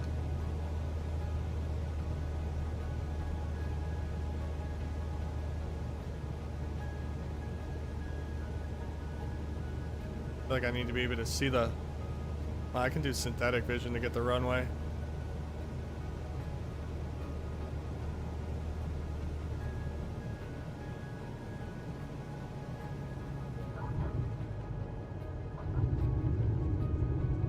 See, there it is, doing the tip. The old infamous tip. Look at that. Why does it do that? Never understood that. I'm not gonna be able to make that exit. And it's funny, when you're braking with the rudder on, it doesn't do anything. Yeah, the wind's brutal in this game. And then the physics, it's wild because, okay, real world crosswind practice in a 172. The wind's out of the right. You should dip your wing to the right, right? As you're coming in. You should have a little bit of that with opposite rudder. Okay, so you do that, you land, and all of a sudden, the second your wheels touch the ground, the physics of the game completely change. So when you're in the air, it's pushing the nose to the left. And you want to dip your wing in there to fight it. You want to crab into it a little bit, obviously.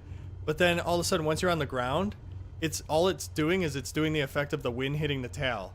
So it's pushing the nose to the right. It's like the exact opposite of what's happening when you're in the air. And it just switches like a dime. So now you have to go from doing a bunch of corrections to the right to now like to counter the plane being pushed to the left to then adjusting everything because now it's being pushed to the right. Where am I parking? Oh shoot, I forgot to announce my taxi. Now I'm yelled at. Dang it. We had a perfect flight until that point. To Big Bear City. Local time is 10:20 a.m. For your safety, I mean, it wasn't. The captain has requested that you remain seated. The landing was better than the until we rollout. come to a complete stop. The rollout was atrocious. Please make sure As you it take always all your is when there's a belongings bunch with of you when you wind. get off. On behalf of the entire company, we would Alright, like to anyways. thank you for choosing first class wings. Yeah, first We look class forward to wings, seeing you whatever. again and wish you a pleasant stay in Big Bear City. Big Bear City. Alright, F. Give me height here. So I can actually see what's going on. These planes are brutal to land because they get so sensitive when you're at low speeds. Flight controls are just insanely sensitive. But it wasn't horrible. Could have been worse. Could have been much worse. I can't believe I missed the taxi instructions. Hey, what's up, Killer Uno? Welcome to the stream. My VRAM. I have a, was it an 11 or a 12 gigabyte card? My VRAM is 11 gigs. Dedicated.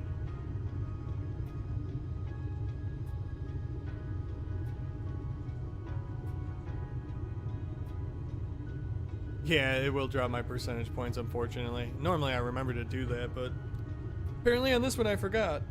I am not taxiing all the way over there. I'm just going to cut in. Like a waste of time to go past the point just to turn. That's stupid. What is it even having me do? It makes absolutely no sense. Welcome to the stream, by the way, Killer Uno. Thanks for clicking on it. Great flight. This airline's pretty good. Oh, I'll thanks, consider dude. flying with them again. Yeah, you better. Alright, let's see how much it dings me for not following taxi and proper taxi. What is this? Airline procedure 75? Is that because I didn't climb the 16,000 feet? Probably.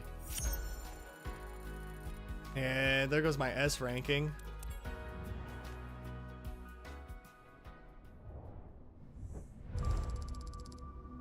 Well, you bought 8 gigs and you got a 1440 monitor? I mean, you might be able to survive. 146,000. Not horrible. Don't.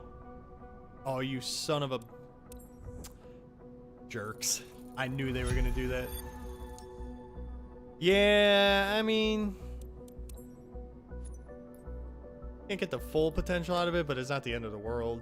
Hey, does anybody know how you hire crew? 'Cause I got this other company that's not doing anything. Stream Air. I mean, I got this aircraft right here. Why is it telling me to buy aircraft? I ain't buying more aircraft from there. Don't trying to sell me money. Crew, but how do I get crew? Fly this for me. That part I don't understand. Okay, so we have 267 CR and whatever that is. Most used company? That's a joke. I've flown so many flights with the other company.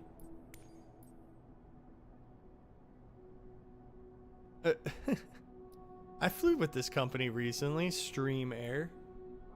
Playing on like low medium settings with 1080p resolution, sharpened up.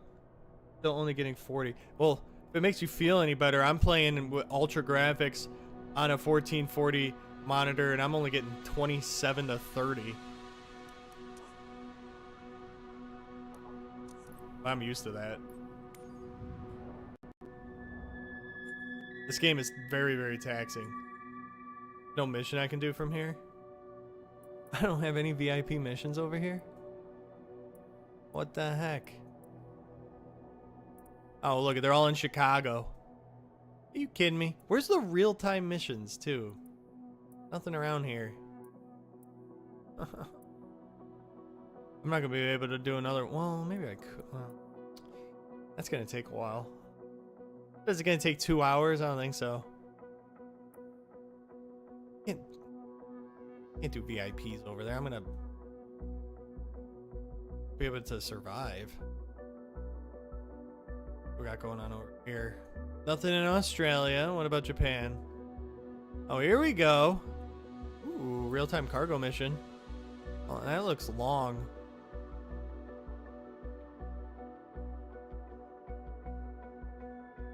I don't think I have enough time to do it. You gotta own a company, Michael. Once you start your own companies and you're not doing employee missions anymore, if you do freelance missions, you keep all the profits because they take like 98% of your they take 98% of the commission. It stinks. Yeah, VRAM usage is high. There's probably a VRAM leak in this game, honestly. There's like, especially if you have NVIDIA graphics card, the latest NVIDIA driver. Oh my god, it's horrible. Most people are going back to the driver from, when was it? Like July, I think? Oh, there's a VIP mission here. Where's this one go? It's like the same flight all over again, but a different departure. That's stupid. I don't want to do that. Any short cargo flights? Oh. About over here. Anything short? That's not super long. Fort Wayne to Toledo. Do we do that? VIP, VIP, VIP, VIP, VIP. I don't want anything insanely long. These times don't really make sense. Hours, standard cargo. Hey, I appreciate that, Killer Uno. Yeah, I'm slowly trying to grow a little community here because eventually I want to start doing like group flights. So if people have the game, great. If they don't, hey, I appreciate them still watching. You just got your company, but I do employ, so that's why. Yeah, when you get to the map, make sure you just choose freelancer and then you keep all those profits. You make so much money. And I think right now, honestly, these cargo flights are paying more than the VIP. You know what? F it. Let's do this. I'm going to do this mission. I'll stay on for a little bit tonight. We'll do one more. You guys are making it fun too, so I want to hang out a little bit longer. I can stay up until 11. It's not the end of the world. I'll survive. Half the time I don't fall asleep until 12 o'clock anyways, so just fooling myself laying in bed. Did I miss any chats here? No. Yeah, that's the key. Oh, sweet, it worked. Cool, the sub alert worked. I was hoping that would work. I haven't had a chance to test it real time, like in a real scenario.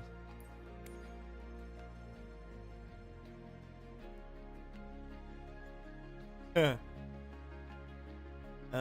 gonna go 100 gallons here just to play it safe, or 100 pounds more. All right, refuel because it cost me like nothing compared to what I make. All right, let's roll. All right, cargo transport mission. So the last one was a VIP. This one's cargo. Should pay pretty well. Yeah, I need to start getting up earlier again. I used to be on a really good sleep schedule where my body clock would wake me. And now I'm like wanting to sleep in all the time. Dang, this thing's dirty. What did they do to my airplane? Filthy. I thought I washed it. I still need to fix my character. I look like such a... What the heck, dude? Did we drive through a dust storm? Like, what is going on here? This thing is disgusting looking.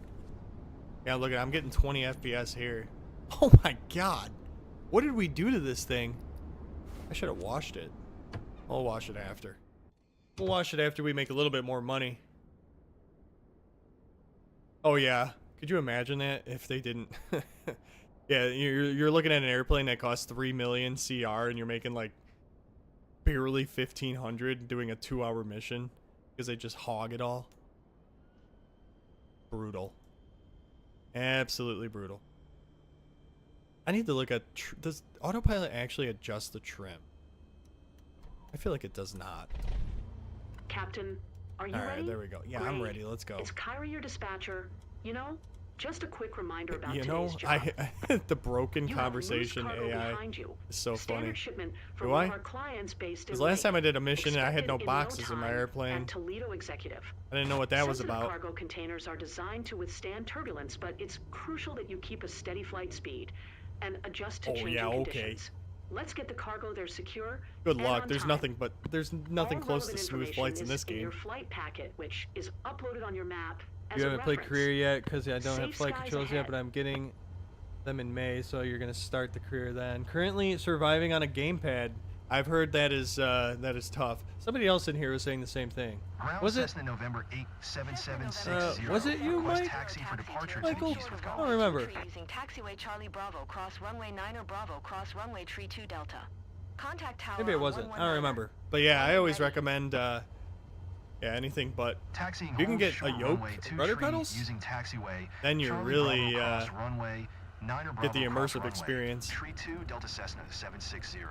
But yeah, I at some point we're gonna have to get some more people on here flying. That'll be a lot of fun. And then when we do a VAT sim flight, I don't know if any of you guys do VAT sim. If you don't and you're interested, I can definitely show you guys the ropes on that. But if you are familiar with it, we'll have to do a group flight. You gotta get some sleep. Yeah, I enjoyed chatting with you too, Michael G. Appreciate you stopping by. And yeah, definitely look forward to seeing you again.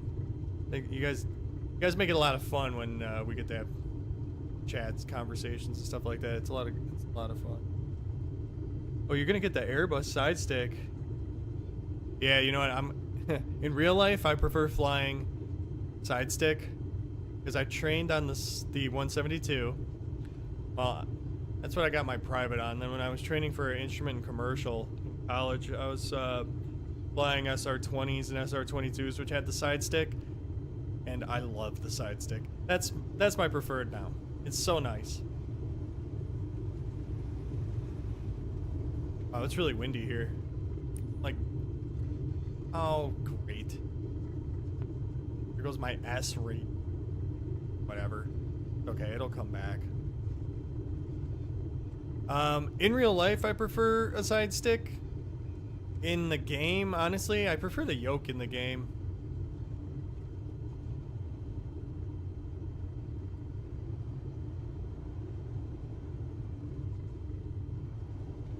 I've always had the yoke in Flight Simulator, but in real life, I mean, in all honesty, though, like, even though a Cessna doesn't have a side stick, you're basically using a side stick because when you fly Cessna in real life, you really don't use your right hand on the yoke. You're holding onto the yoke with your left hand, and your right hand's always on the throttle. So like your right arm is resting on your knee, controlling the throttle, and your right arm is grabbing the yoke. And if you look at the yoke of a Cessna, I guess I could make it appear, it's kind of already on an angle, so it's like a side stick in a sense. Actually, that's how my flight instructor had to explain it to me the first time I flew the Cirrus. He's like, you're basically already dealing with the side stick in a Cessna. It's just now it's further to the left instead of in front of you. And it's way more comfortable because you can rest your entire arm on it. Plus, it's so nice too. It's just so much more reactive and everything. Especially in crosswinds, man. You could walk that plane down. I'm gonna get such a bad rating just because of this long taxi. Who wants a taxi in a mile and a half? Like I'm at O'Hare.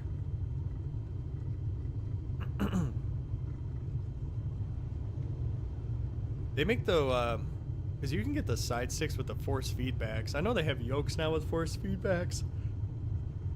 But I think it works better. Oh my god. What did I get myself into here? I might have committed to too long of a flight. But I feel like the force feedback on a yoke is a lot better than... Or sorry, the force feedback on a side stick is a lot better than yokes.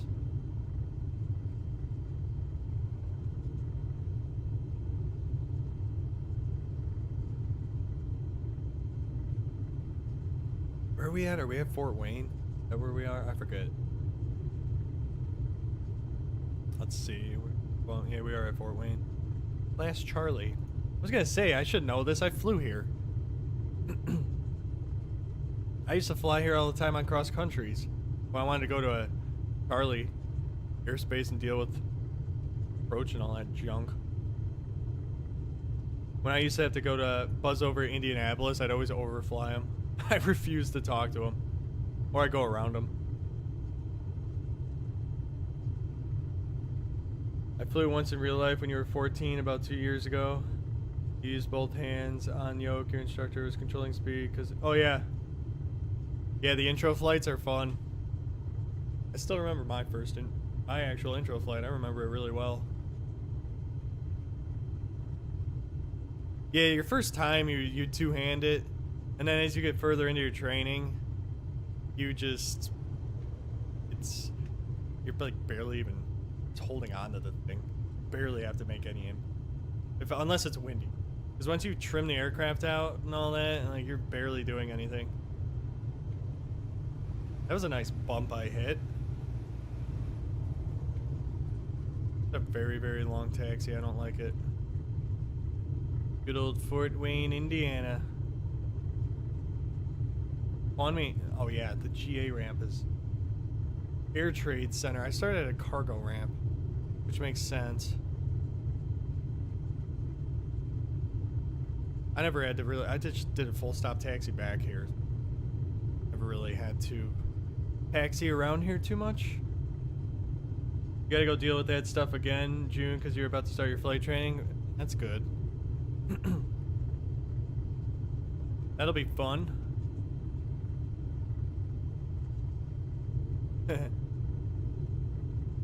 In this game, the Airbus flies so much better. The bigger airplanes fly better in this game. They handle way better.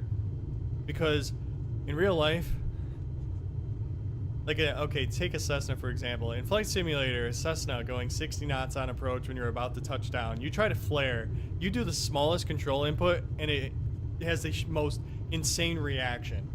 It's overly sensitive at slow speeds. In real life, you have to exaggerate your control inputs at a low speed to get it to do anything, because there's so less airflow over the flight surfaces that, like, you have to... You watch somebody do a crosswind landing in a Cessna and they look like they're just oversteering the heck out of the plane, but no, that's what it takes. I mean, the controls get loose when you're on approach at those slower airspeeds. When you're cruising at regular cruise going 100 knots, yeah, you don't have to do much to get a reaction. But the sensitivity in this game, it's completely opposite of real life. Like, you sit there and you flare a Cessna, you're pulling that control column so far. You're moving it, I feel like 6 inches. And you're tugging on the damn thing just to pump that nose and keep it going as you're bleeding off that airspeed. But then in this game, oh, good luck. You do that and it's like wanting to take off again. You're pitching up 10 degrees. That's why it's so hard to land these aircraft soft. But then the Airbus, it feels heavier, so it's not as sensitive. Even like the PMDG 737-800 in 2020, that thing it gets squirrely when you're flaring. Alright. My ugly airplane, by the way. I mean, both of my airplanes are ugly. This Tower thing's Cessna pink. November 8, 7760 Hideous. ready at runway 23 east departure. Set my alt. Cessna November 8 7760 altimeter 29er. 77 departure to the east approved. Alright, let's Cleared do for it. takeoff runway 23. Play for takeoff 23. Let's go. Cleared for takeoff runway 23 Cessna 760. No run up required here. So you're 16 years old then, I think, by what you said 2 years ago. You were 14.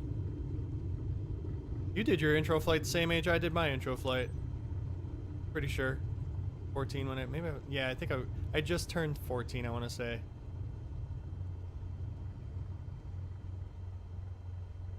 Actually, was just looking at it in my logbook the other day. Alright, well, at least we got a headwind for once. Making me not take off with a stupid crosswind.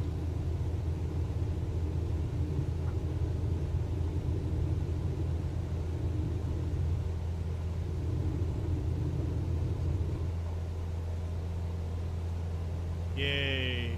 Airborne. 17 and 5 months. Nice. At least you'll be old enough to solo right away. And get your license. That's pretty cool. Yeah, I feel like everybody does. I did a discovery flight and then started training like 2 weeks later, so I built a ton of time before I was 16. Which was kind of nice, but at one point my age was the thing that held me up from progressing, which is kind of annoying. But it is what it is. Alright, autopilot. Let that catch up. Heading mode and 1,300. Okay. Y. Departure.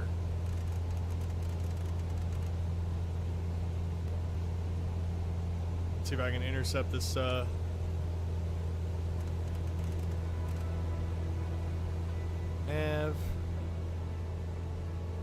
Cool. GPS course is acquired.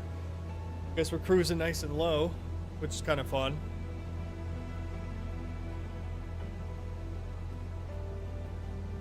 Yeah, then you can be more committed. Because I used to fly Saturdays and Sundays.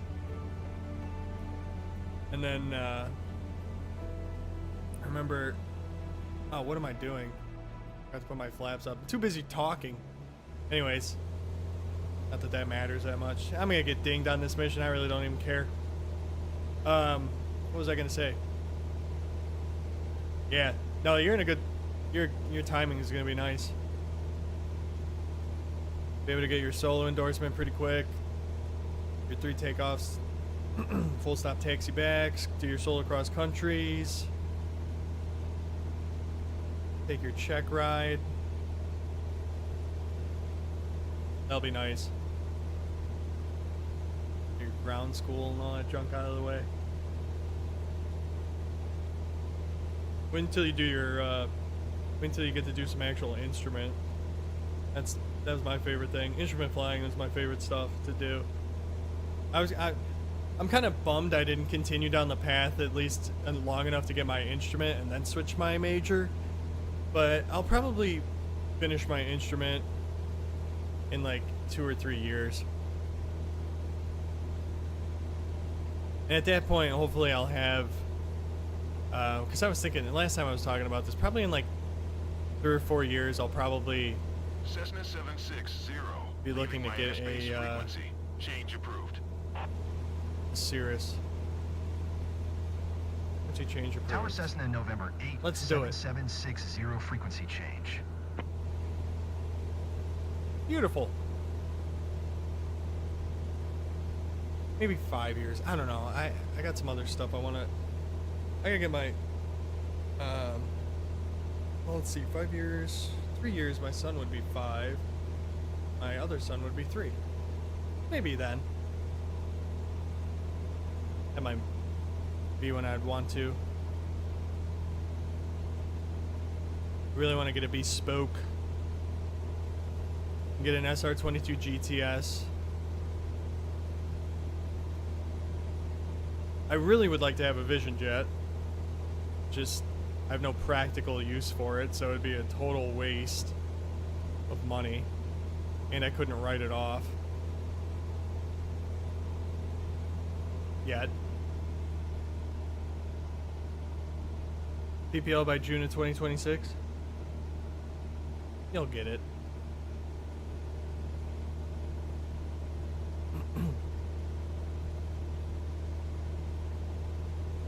If you're into flying because you just love it, like you just enjoy every aspect of it, you'll get your PPL really quick.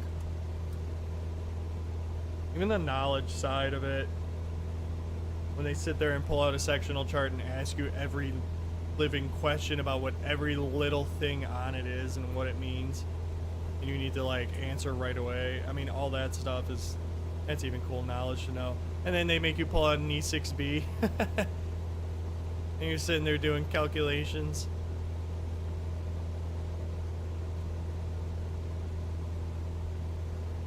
All quizzing you on all the aircraft systems. Oh, if this gets blocked, what do you lose? Oh, if this fails, what do you suspect is the reason why? Light gun signals, this, that, airspace requirements, weather requirements to fly in Charlie, Bravo, Delta, Echo, all that fun stuff. Yeah, this game's pretty, I mean, I pull up all my stuff. I'm flying with the sectional right now. Not that I'm actually needing to do anything with it, but still helpful. I mean, this game is so damn realistic. Look at this. There's an intersection right there, highway intersection. There it is. Right here. So you actually could do pilotage in this game, which is pretty cool. Practice your VORs.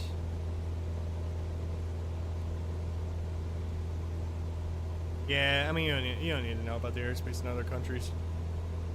Right now, at least.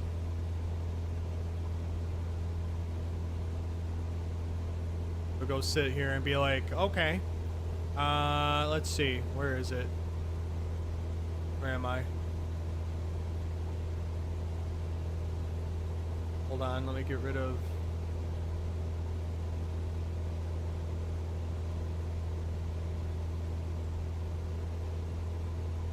See if I can find one. Like, why is this gray? Why is this airspace gray? What is that? What's a TRSA? Blah, blah, blah, blah, blah. And they'll go and be like, why is this, where is it? What does this symbol mean compared to, let's say, this symbol? They ask you every damn thing in the world. It's good to know, though. I mean, you should know this like the back of your hand. Chart, very important. What is this? Oh, it's a railroad. This is where I this is where I did all my flight training. DuPage Airport. And let's see, how do I... There we go. Overlay the... My first flight school was over here. And then my second flight school was all the way over here. And the first runway I did my first solo flights on was this runway. I did full stop taxi backs. Flew the pattern, left close traffic right here. That was a good time. Alright, anyways, back to the chat. Enough about me blabbing. Sitting here. I digress. Been practicing ATC comms and Roblox Flight Sim. Too shy to do VATSIM yet. Oh, dude, jump on VATSIM. Fly VATSIM with me. I'll help you out. Here's the funniest thing. Okay, so here's this is the last thing I'll talk about, like my flight training, because it's not exciting. So, I've been playing Flight Simulator forever. I'm 33 years old. I started playing Flight Simulator in the late 90s with Microsoft Flight Simulator 98.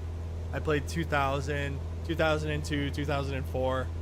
I played 2004 for a long time before I moved to FSX. But I discovered VATSIM in 2005. Four or five. I think it was the end of 04.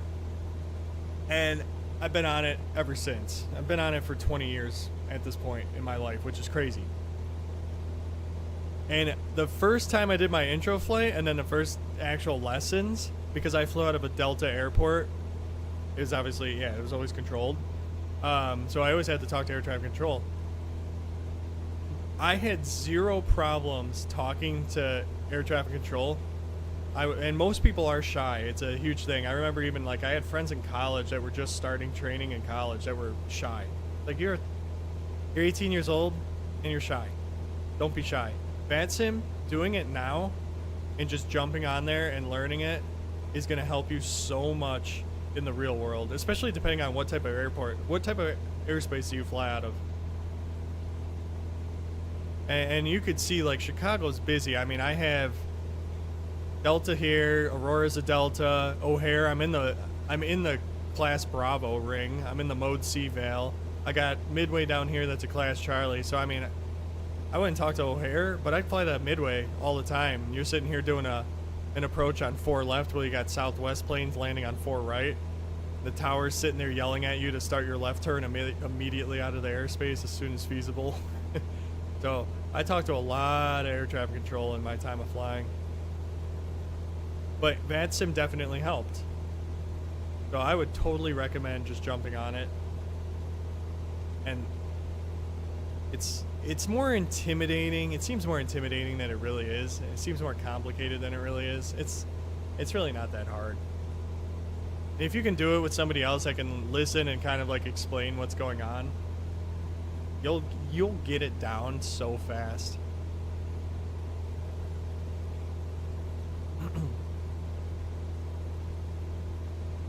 I mean, VATSIM, you can mess up. The thing you don't want to do is you just don't want to go be a inexperienced VATSIM person flying into a really, really busy airport during an event when they're actually trying to, when they expect you to listen to a instruction and read it back within like 3 seconds and comply with it right away.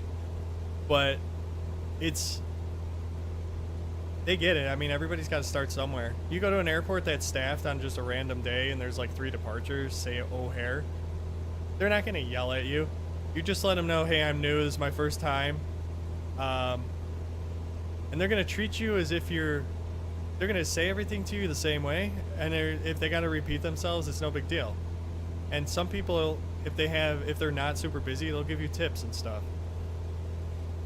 Like here's the biggest tip I'll give you for when you go on VATSIM and you're at a big airport like O'Hare and there's a lot of taxiways and they're going to give you long taxi instructions. You sit there and you write it down, or VATSIM, there's a notepad that you can type it in, and you type out your taxiway letters like Alpha, space, Bravo, space, this, or you write it on paper, Alpha, Bravo, left turn on this, hold short, HS, runway 23. So what you do is you write it down, then you read it back to them, and once you read it back, you look at your chart, and then you figure out what is this actual path. Because most people, they sit there and they're listening to it and they're trying to look at their chart at the same time and be like, okay, where's Alpha? Okay, I found Alpha. Where's Bravo? And air traffic control has already finished reading it and you missed like the last 4 taxiways. So there's just small stuff like that that really helps. And that's going to help you in real life too. Because you're sitting there writing down like an IFR clearance. You're sitting down writing it down before you actually read over it to comprehend if it's makes sense of what you're expecting to do. And there's really not much to mess up on VATSIM. They read you an IFR clearance, you read it back to them. It's the same bits of information every time. You're cleared to your destination airport via whatever departure you filed for, or whatever departure they want you to fly. You know, climb and maintain this altitude is your initial altitude, expect flight level whatever, 10 minutes after departure. Departure frequency is whatever position is on, or it's Unicom, and then they give you a squawk code. You read that back. They ask you, they'll tell you to contact you for taxi or contact them for push and start. You call them up for taxi with the information, weather information, ATIS information. They give you taxi instructions. You follow those taxi instructions. You go to the runway. They clear you for takeoff. They'll assign you a heading if it's not an RNAV departure. If it is an RNAV departure, they'll clear you to the first waypoint. You read back to first waypoint, and then you just fly the plane. You follow the charts. It's really easy. It's really not hard because somebody else was asking about it earlier, and I just basically said it's intimidating. It's more intimidating than it is, but it's always the same information. It's just they're always going to tell you to fly a heading and climb to an altitude. The only difference is what heading and what altitude.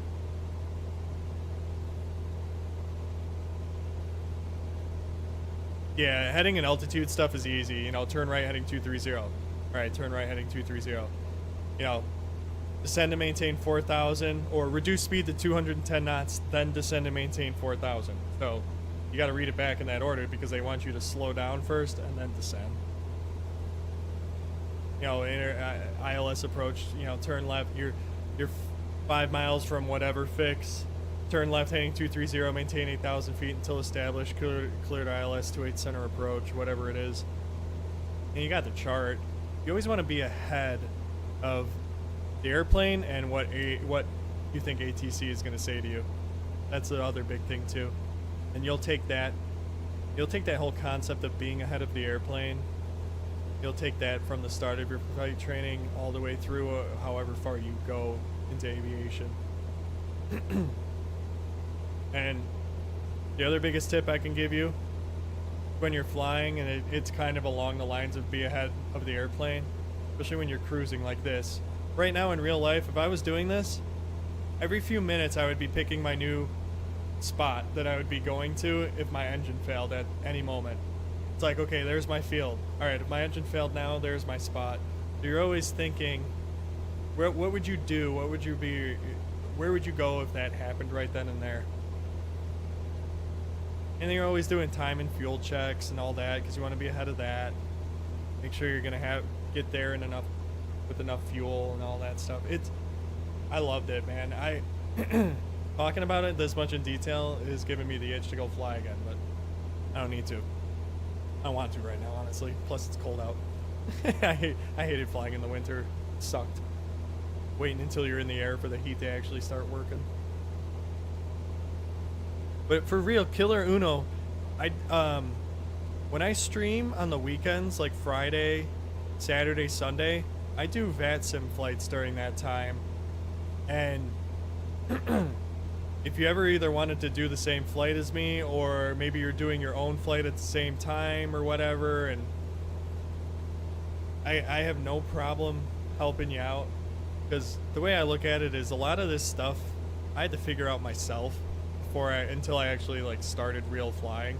So, I mean, I had to figure out VATSIM myself, how all that stuff worked, what a SID was, what a STAR was, you know, where to find the information, how to use it, all that type of stuff, how to file a flight plan.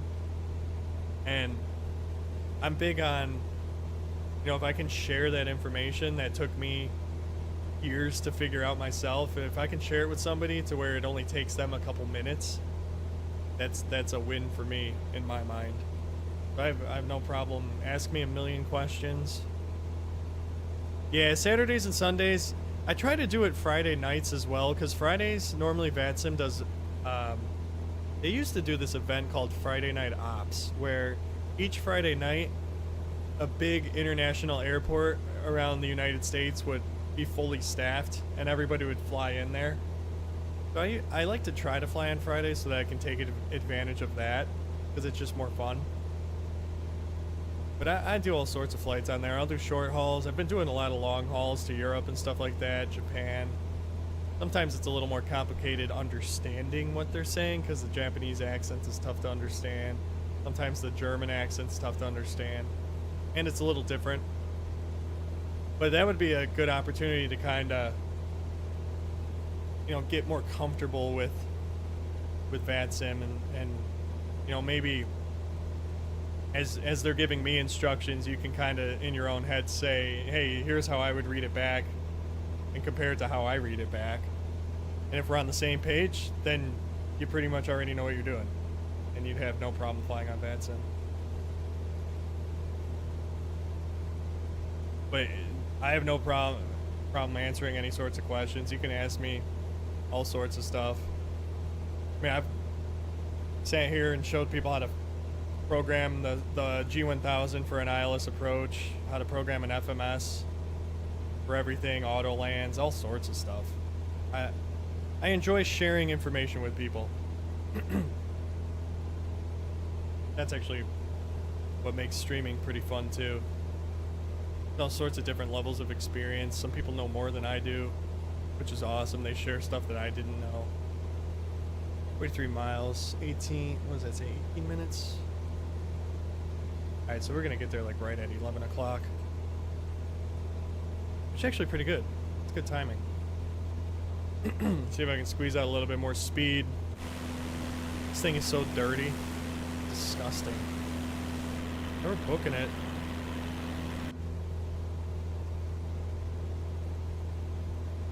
Hey, what's up, AA Flight?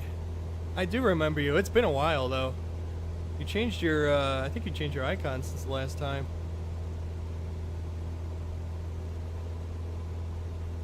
What's going on? Long time no see.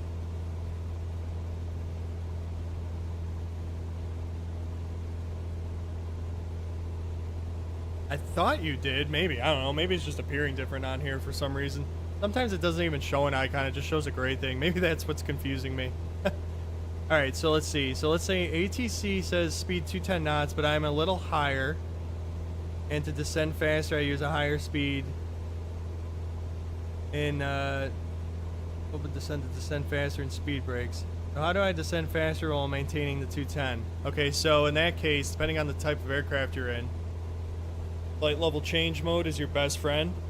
Flight level change mode and speed brake. So if you're in an Airbus, A320 or a Boeing 737, for example, flight level change mode, set your speed to 210, put your air brakes on, and you'll get back on your descent path, your descent profile. If you're... most of the time you'll be able to manage it pretty quick, because I mean, here's the scenario, like, you got to think, how did you get to that position in the first place, right? Typically, if you're being told to descend at 210 knots, they're going to tell you to slow to 210 first, and then start your descent. So at that point, you don't really need to be following a VNAV profile anymore, because that's basically going to be happening when they're vectoring you. So you don't need to be following, like, you're not going to be on a VNAV profile anymore at that point in flight. You know, at that point, you're already past all your altitude restrictions on an arrival procedure. So, for example, at O'Hare, here, I'll show you actually, because I know this one, because I just landed this the other day in real life. The Banky 6 arrival into O'Hare, so here would be like the most likely scenario. Star, Banky 6, RNAV. Okay. So here's O'Hare. You got the Banky 6 arrival. It's a Southwest arrival. You got your altitude crossing points here. O'Hare, they'll tell you to maintain 300 knots until basically you descend below 10,000. So here you got your altitude spots. So you're going to be following a VNAV profile because they want you to cross at or above. You know, now you have at or below, and then they have Banky here. You have to cross Banky at 12,000 feet. So you're going to be following the VNAV profile to that point. That's the last programmed altitude restriction in this arrival. So then from here, they'll have you maintain 300 knots, and then they're going to tell you to descend and maintain, you know, to 9,000 somewhere along this area, or 7,000 actually is what they'll do. They'll have you go to 7,000 because by the time you get on this downwind leg, they want you at 7,000. So once you go below 10, you're going to be doing 250 and 7,000. Probably about Giorgio, or about when you're abeam the airport, they're going to tell you to reduce speed to 210 and descend and maintain 4,000. So you're going to reduce your speed to 210. You can apply spoilers if you want to slow down really quick. And then what you would do from there is you would just do flight level change mode. And what you want to always give air traffic control, you want to give them at minimum 1,000 feet per minute descent rate. That's kind of what they're expecting from you. But if you have flight level change mode on at 210 knots and you're only doing like 700 feet, which is pretty unlikely, then you can apply little air speed brakes to get you to at least 1,000 feet. Because at that point, they know you're going to hit 4,000 feet, and they don't really care when, because Chicago, they vector you so far out over the lake before they turn you inbound. So, like, it's not that big of a deal. But you just kind of have to look at the scenario, because if you just put yourself in the position where you need to be doing 210 knots and descending, well, that's going to typically be in a scenario of when you're on a downwind leg and you're no longer on a VNAV profile.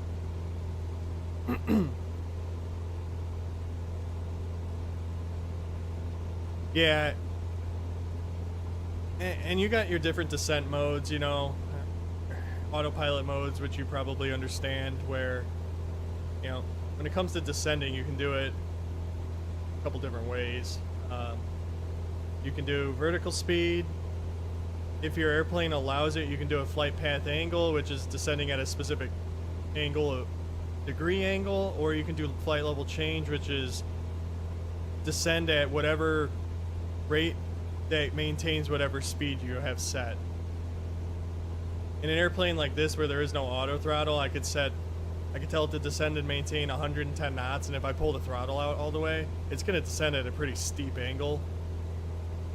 Whereas if I wanted it to maintain a slower speed, even with the throttle all the way out, it won't be able to descend at a super steep angle because it's trying to maintain that speed. But it's just like the different scenarios of flight and when you use that stuff. But majority of the time, flight level change is your best friend when you're descending. Once they start vectoring you and give you descent instructions that aren't on the arrival chart, which happens when you're pretty much within 25 miles of the airport.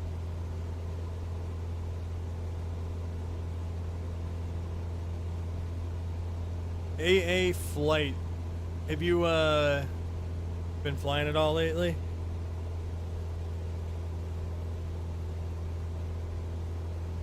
I don't know if you're still here or not, but if you are, curious to see if you've been flying.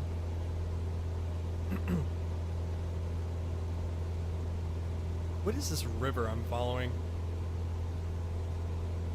What the hell am I? I'm trying to find myself on here. Okay, so now I'm going by Toledo. What is this river? Oh, that's the Maumee River. Okay. Cool.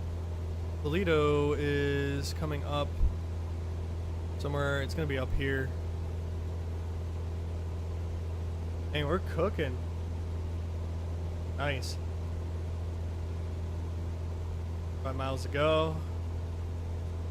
10 minutes. That checks. We're looking good. The cabin heat. I never did that.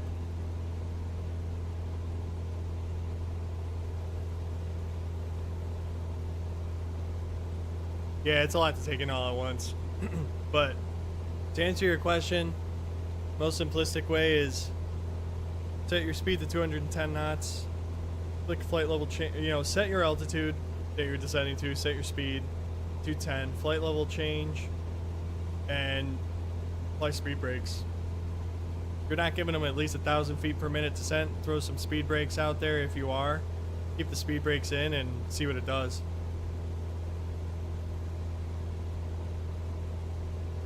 Oh, going over charts? Yeah.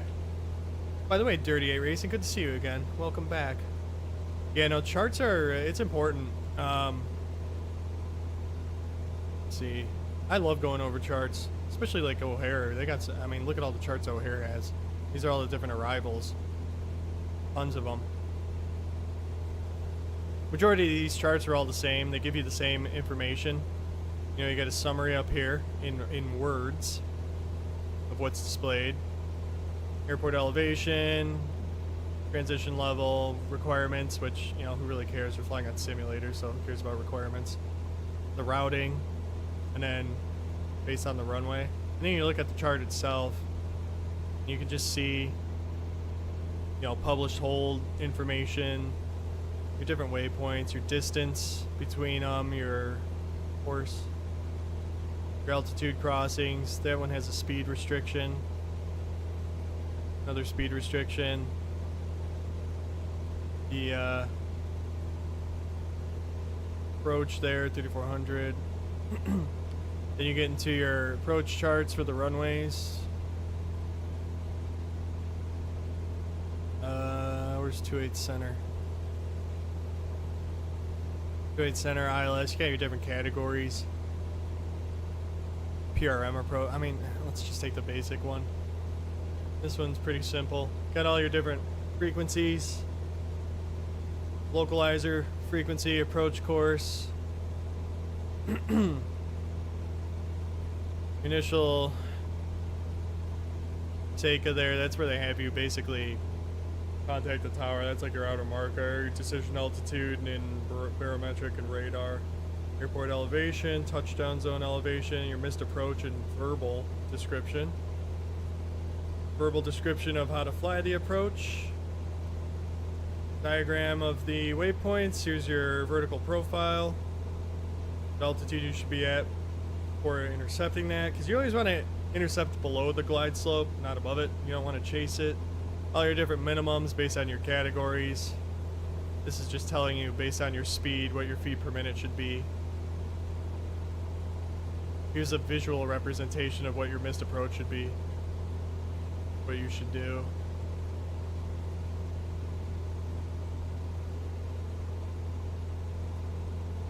Oh, yeah, so an RNAV RNP approach. So yeah, Killer Uno, yeah. So an ILS approach is it's basically a navigational approach where you're using a frequency and a course. And there are radar fixes programmed on them at bigger airports that will show up on the FMS, but it's not following the path. It's not technically, it's not using the magenta line that's drawn between these. It's actually using the localizer signal and the glide slope signal that comes from tuning that. But it is represented by radar fixes at the same time. Where then, say, an RNAV approach, go to Queenstown, New Zealand. So an RNAV approach is strictly like all GPS. And they have RNAV RNP approaches, required navigational performance. So this is an RNAV approach into Queenstown, where it still brings you down to about the same minimums that an ILS approach would bring you down to. This one's a little higher because of the nature of it. But what it does is now you have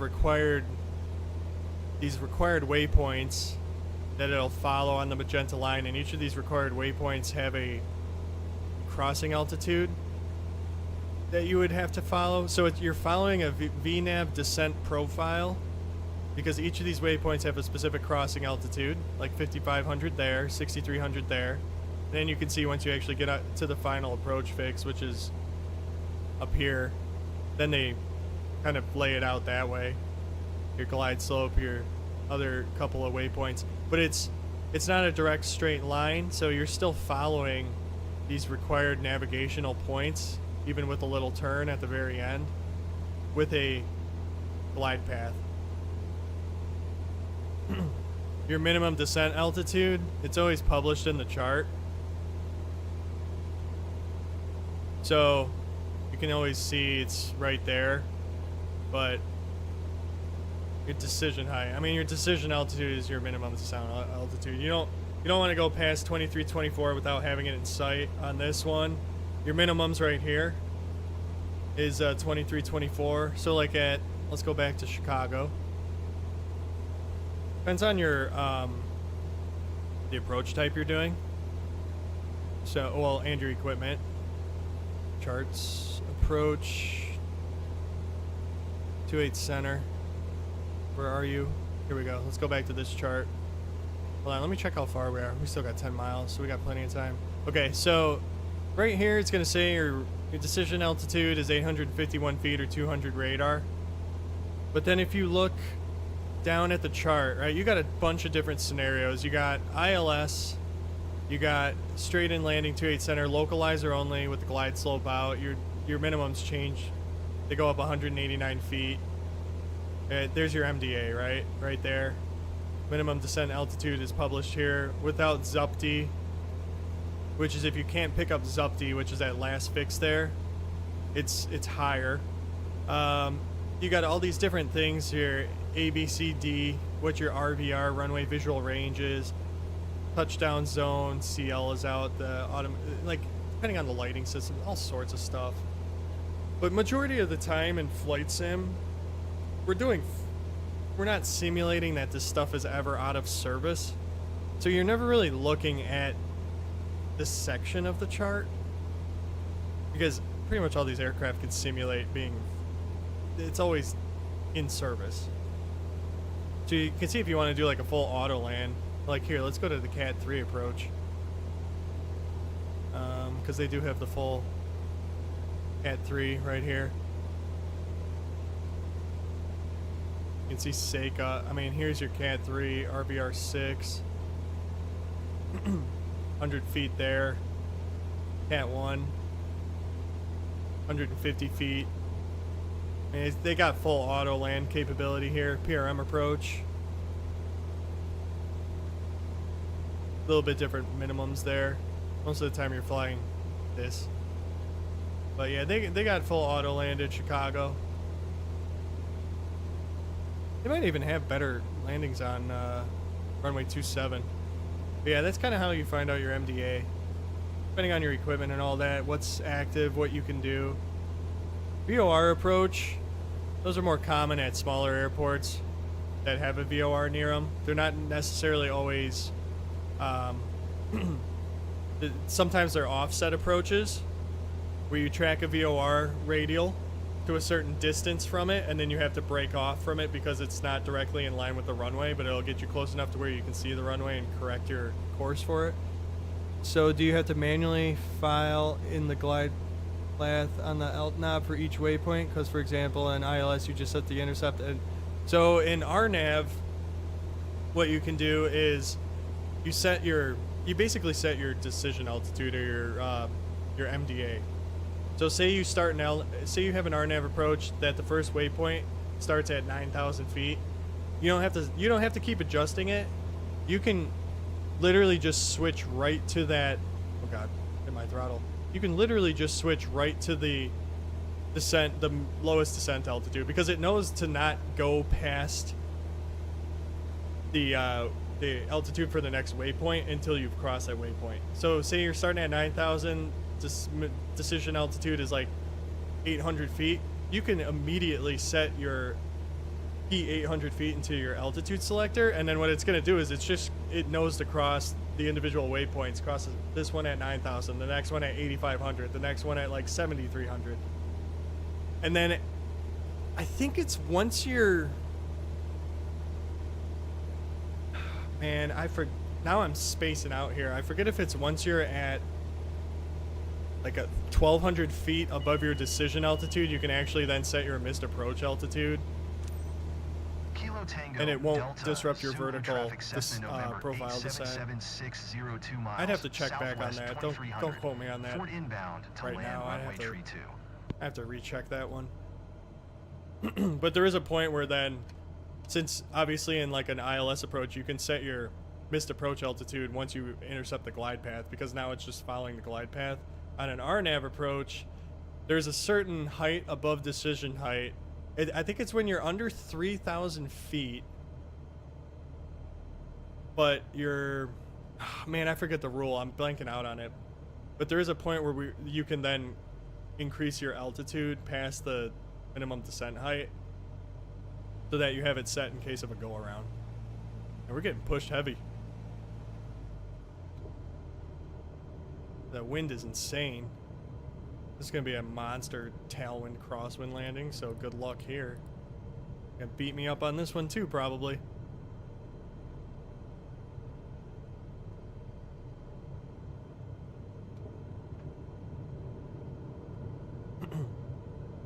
Where's this runway?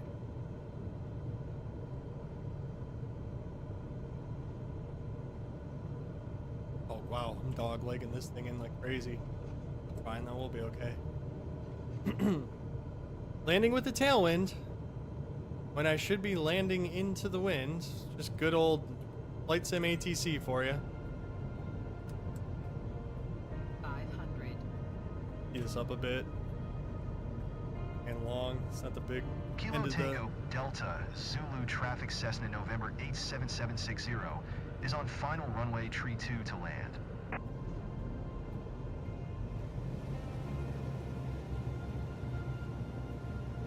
Alright.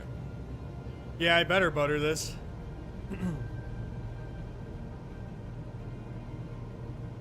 Look at the crosswind. It's so stiff. Coming in high, but that's fine. I mean, I got a lot of runway here to mess with.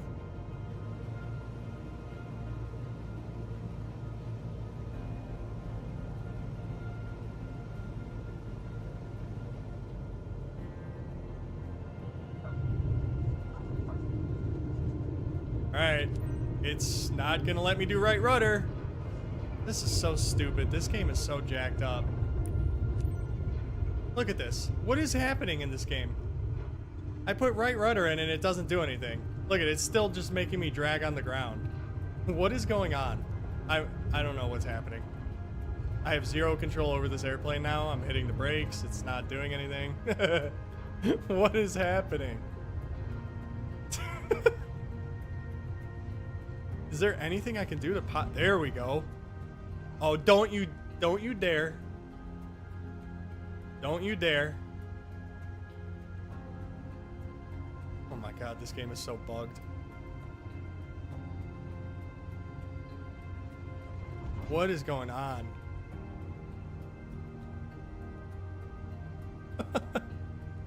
How did it not crash though? Like, you butter the landing, you put in right rudder to correct the nose, and it doesn't even do anything. Like, right rudder did nothing. I don't get that.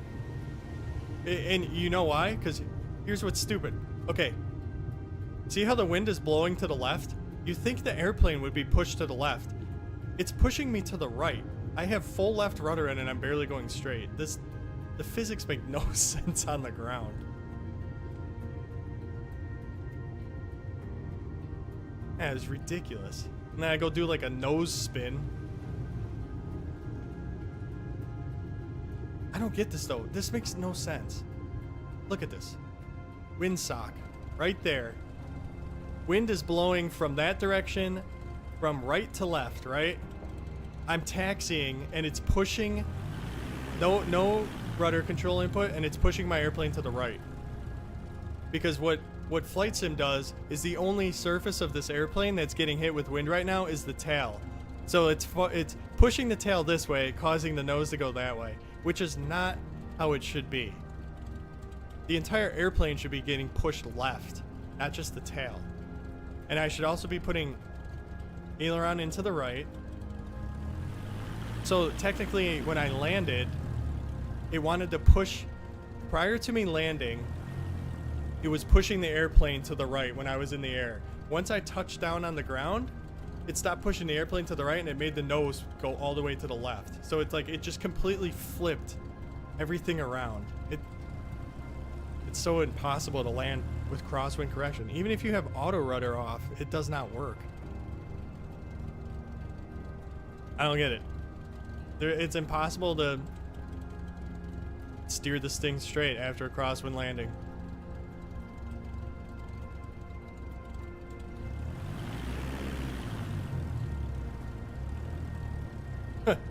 That was so strange. I'm surprised it didn't cause me to crash. I totally bent the prop. We'll see the condition of the airplane. Yeah, X-Plane had good physics. P3D had good physics. 2020 has the same physics as this game. It doesn't make any sense.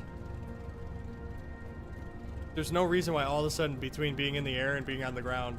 When I'm in the air, wind would push the entire airplane. When I'm on the ground, it pushes it the opposite direction. Makes no sense. Let's see what we did.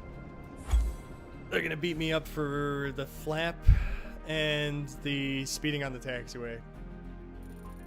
Yep, airline procedures. Look at this. Respect the condition of the aircraft. How? I literally was nose in the ground. 3 taxi speeds, 1 flaps. I didn't do a radio. I don't even remember what radio I didn't do. Whatever. We still get money. That's all that really matters. 72,000. Short flight. That's gonna go backwards. I'll get that back up later.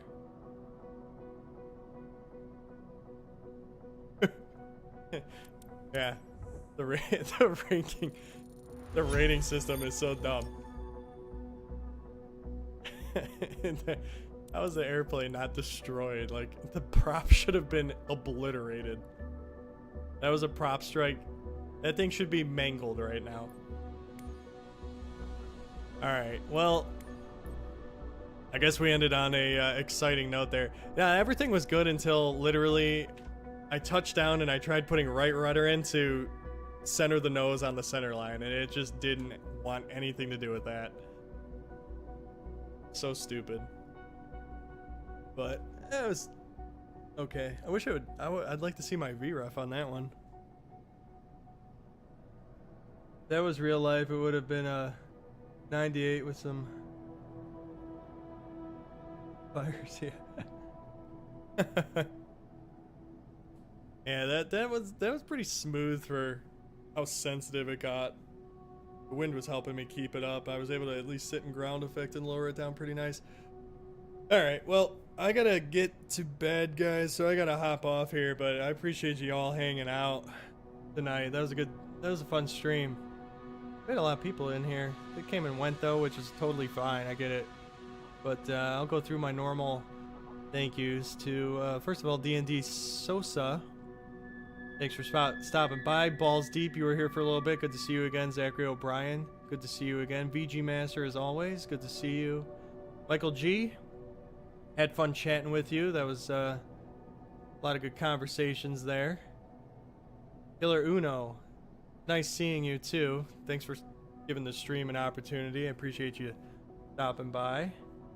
And then AA Flight, good to see you again. Hope to see you at the next one. And Dirty 8 Racing, as always, good to see you again too.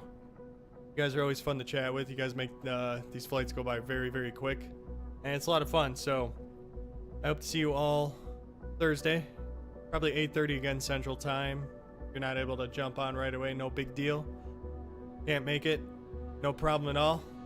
But you guys can make it. Look forward to seeing you there again. And yeah, at some point here, we got to get a group flight going. That's my goal, so we'll work towards that. But anyways, I got to hop off. Have a good night. I will see you guys later.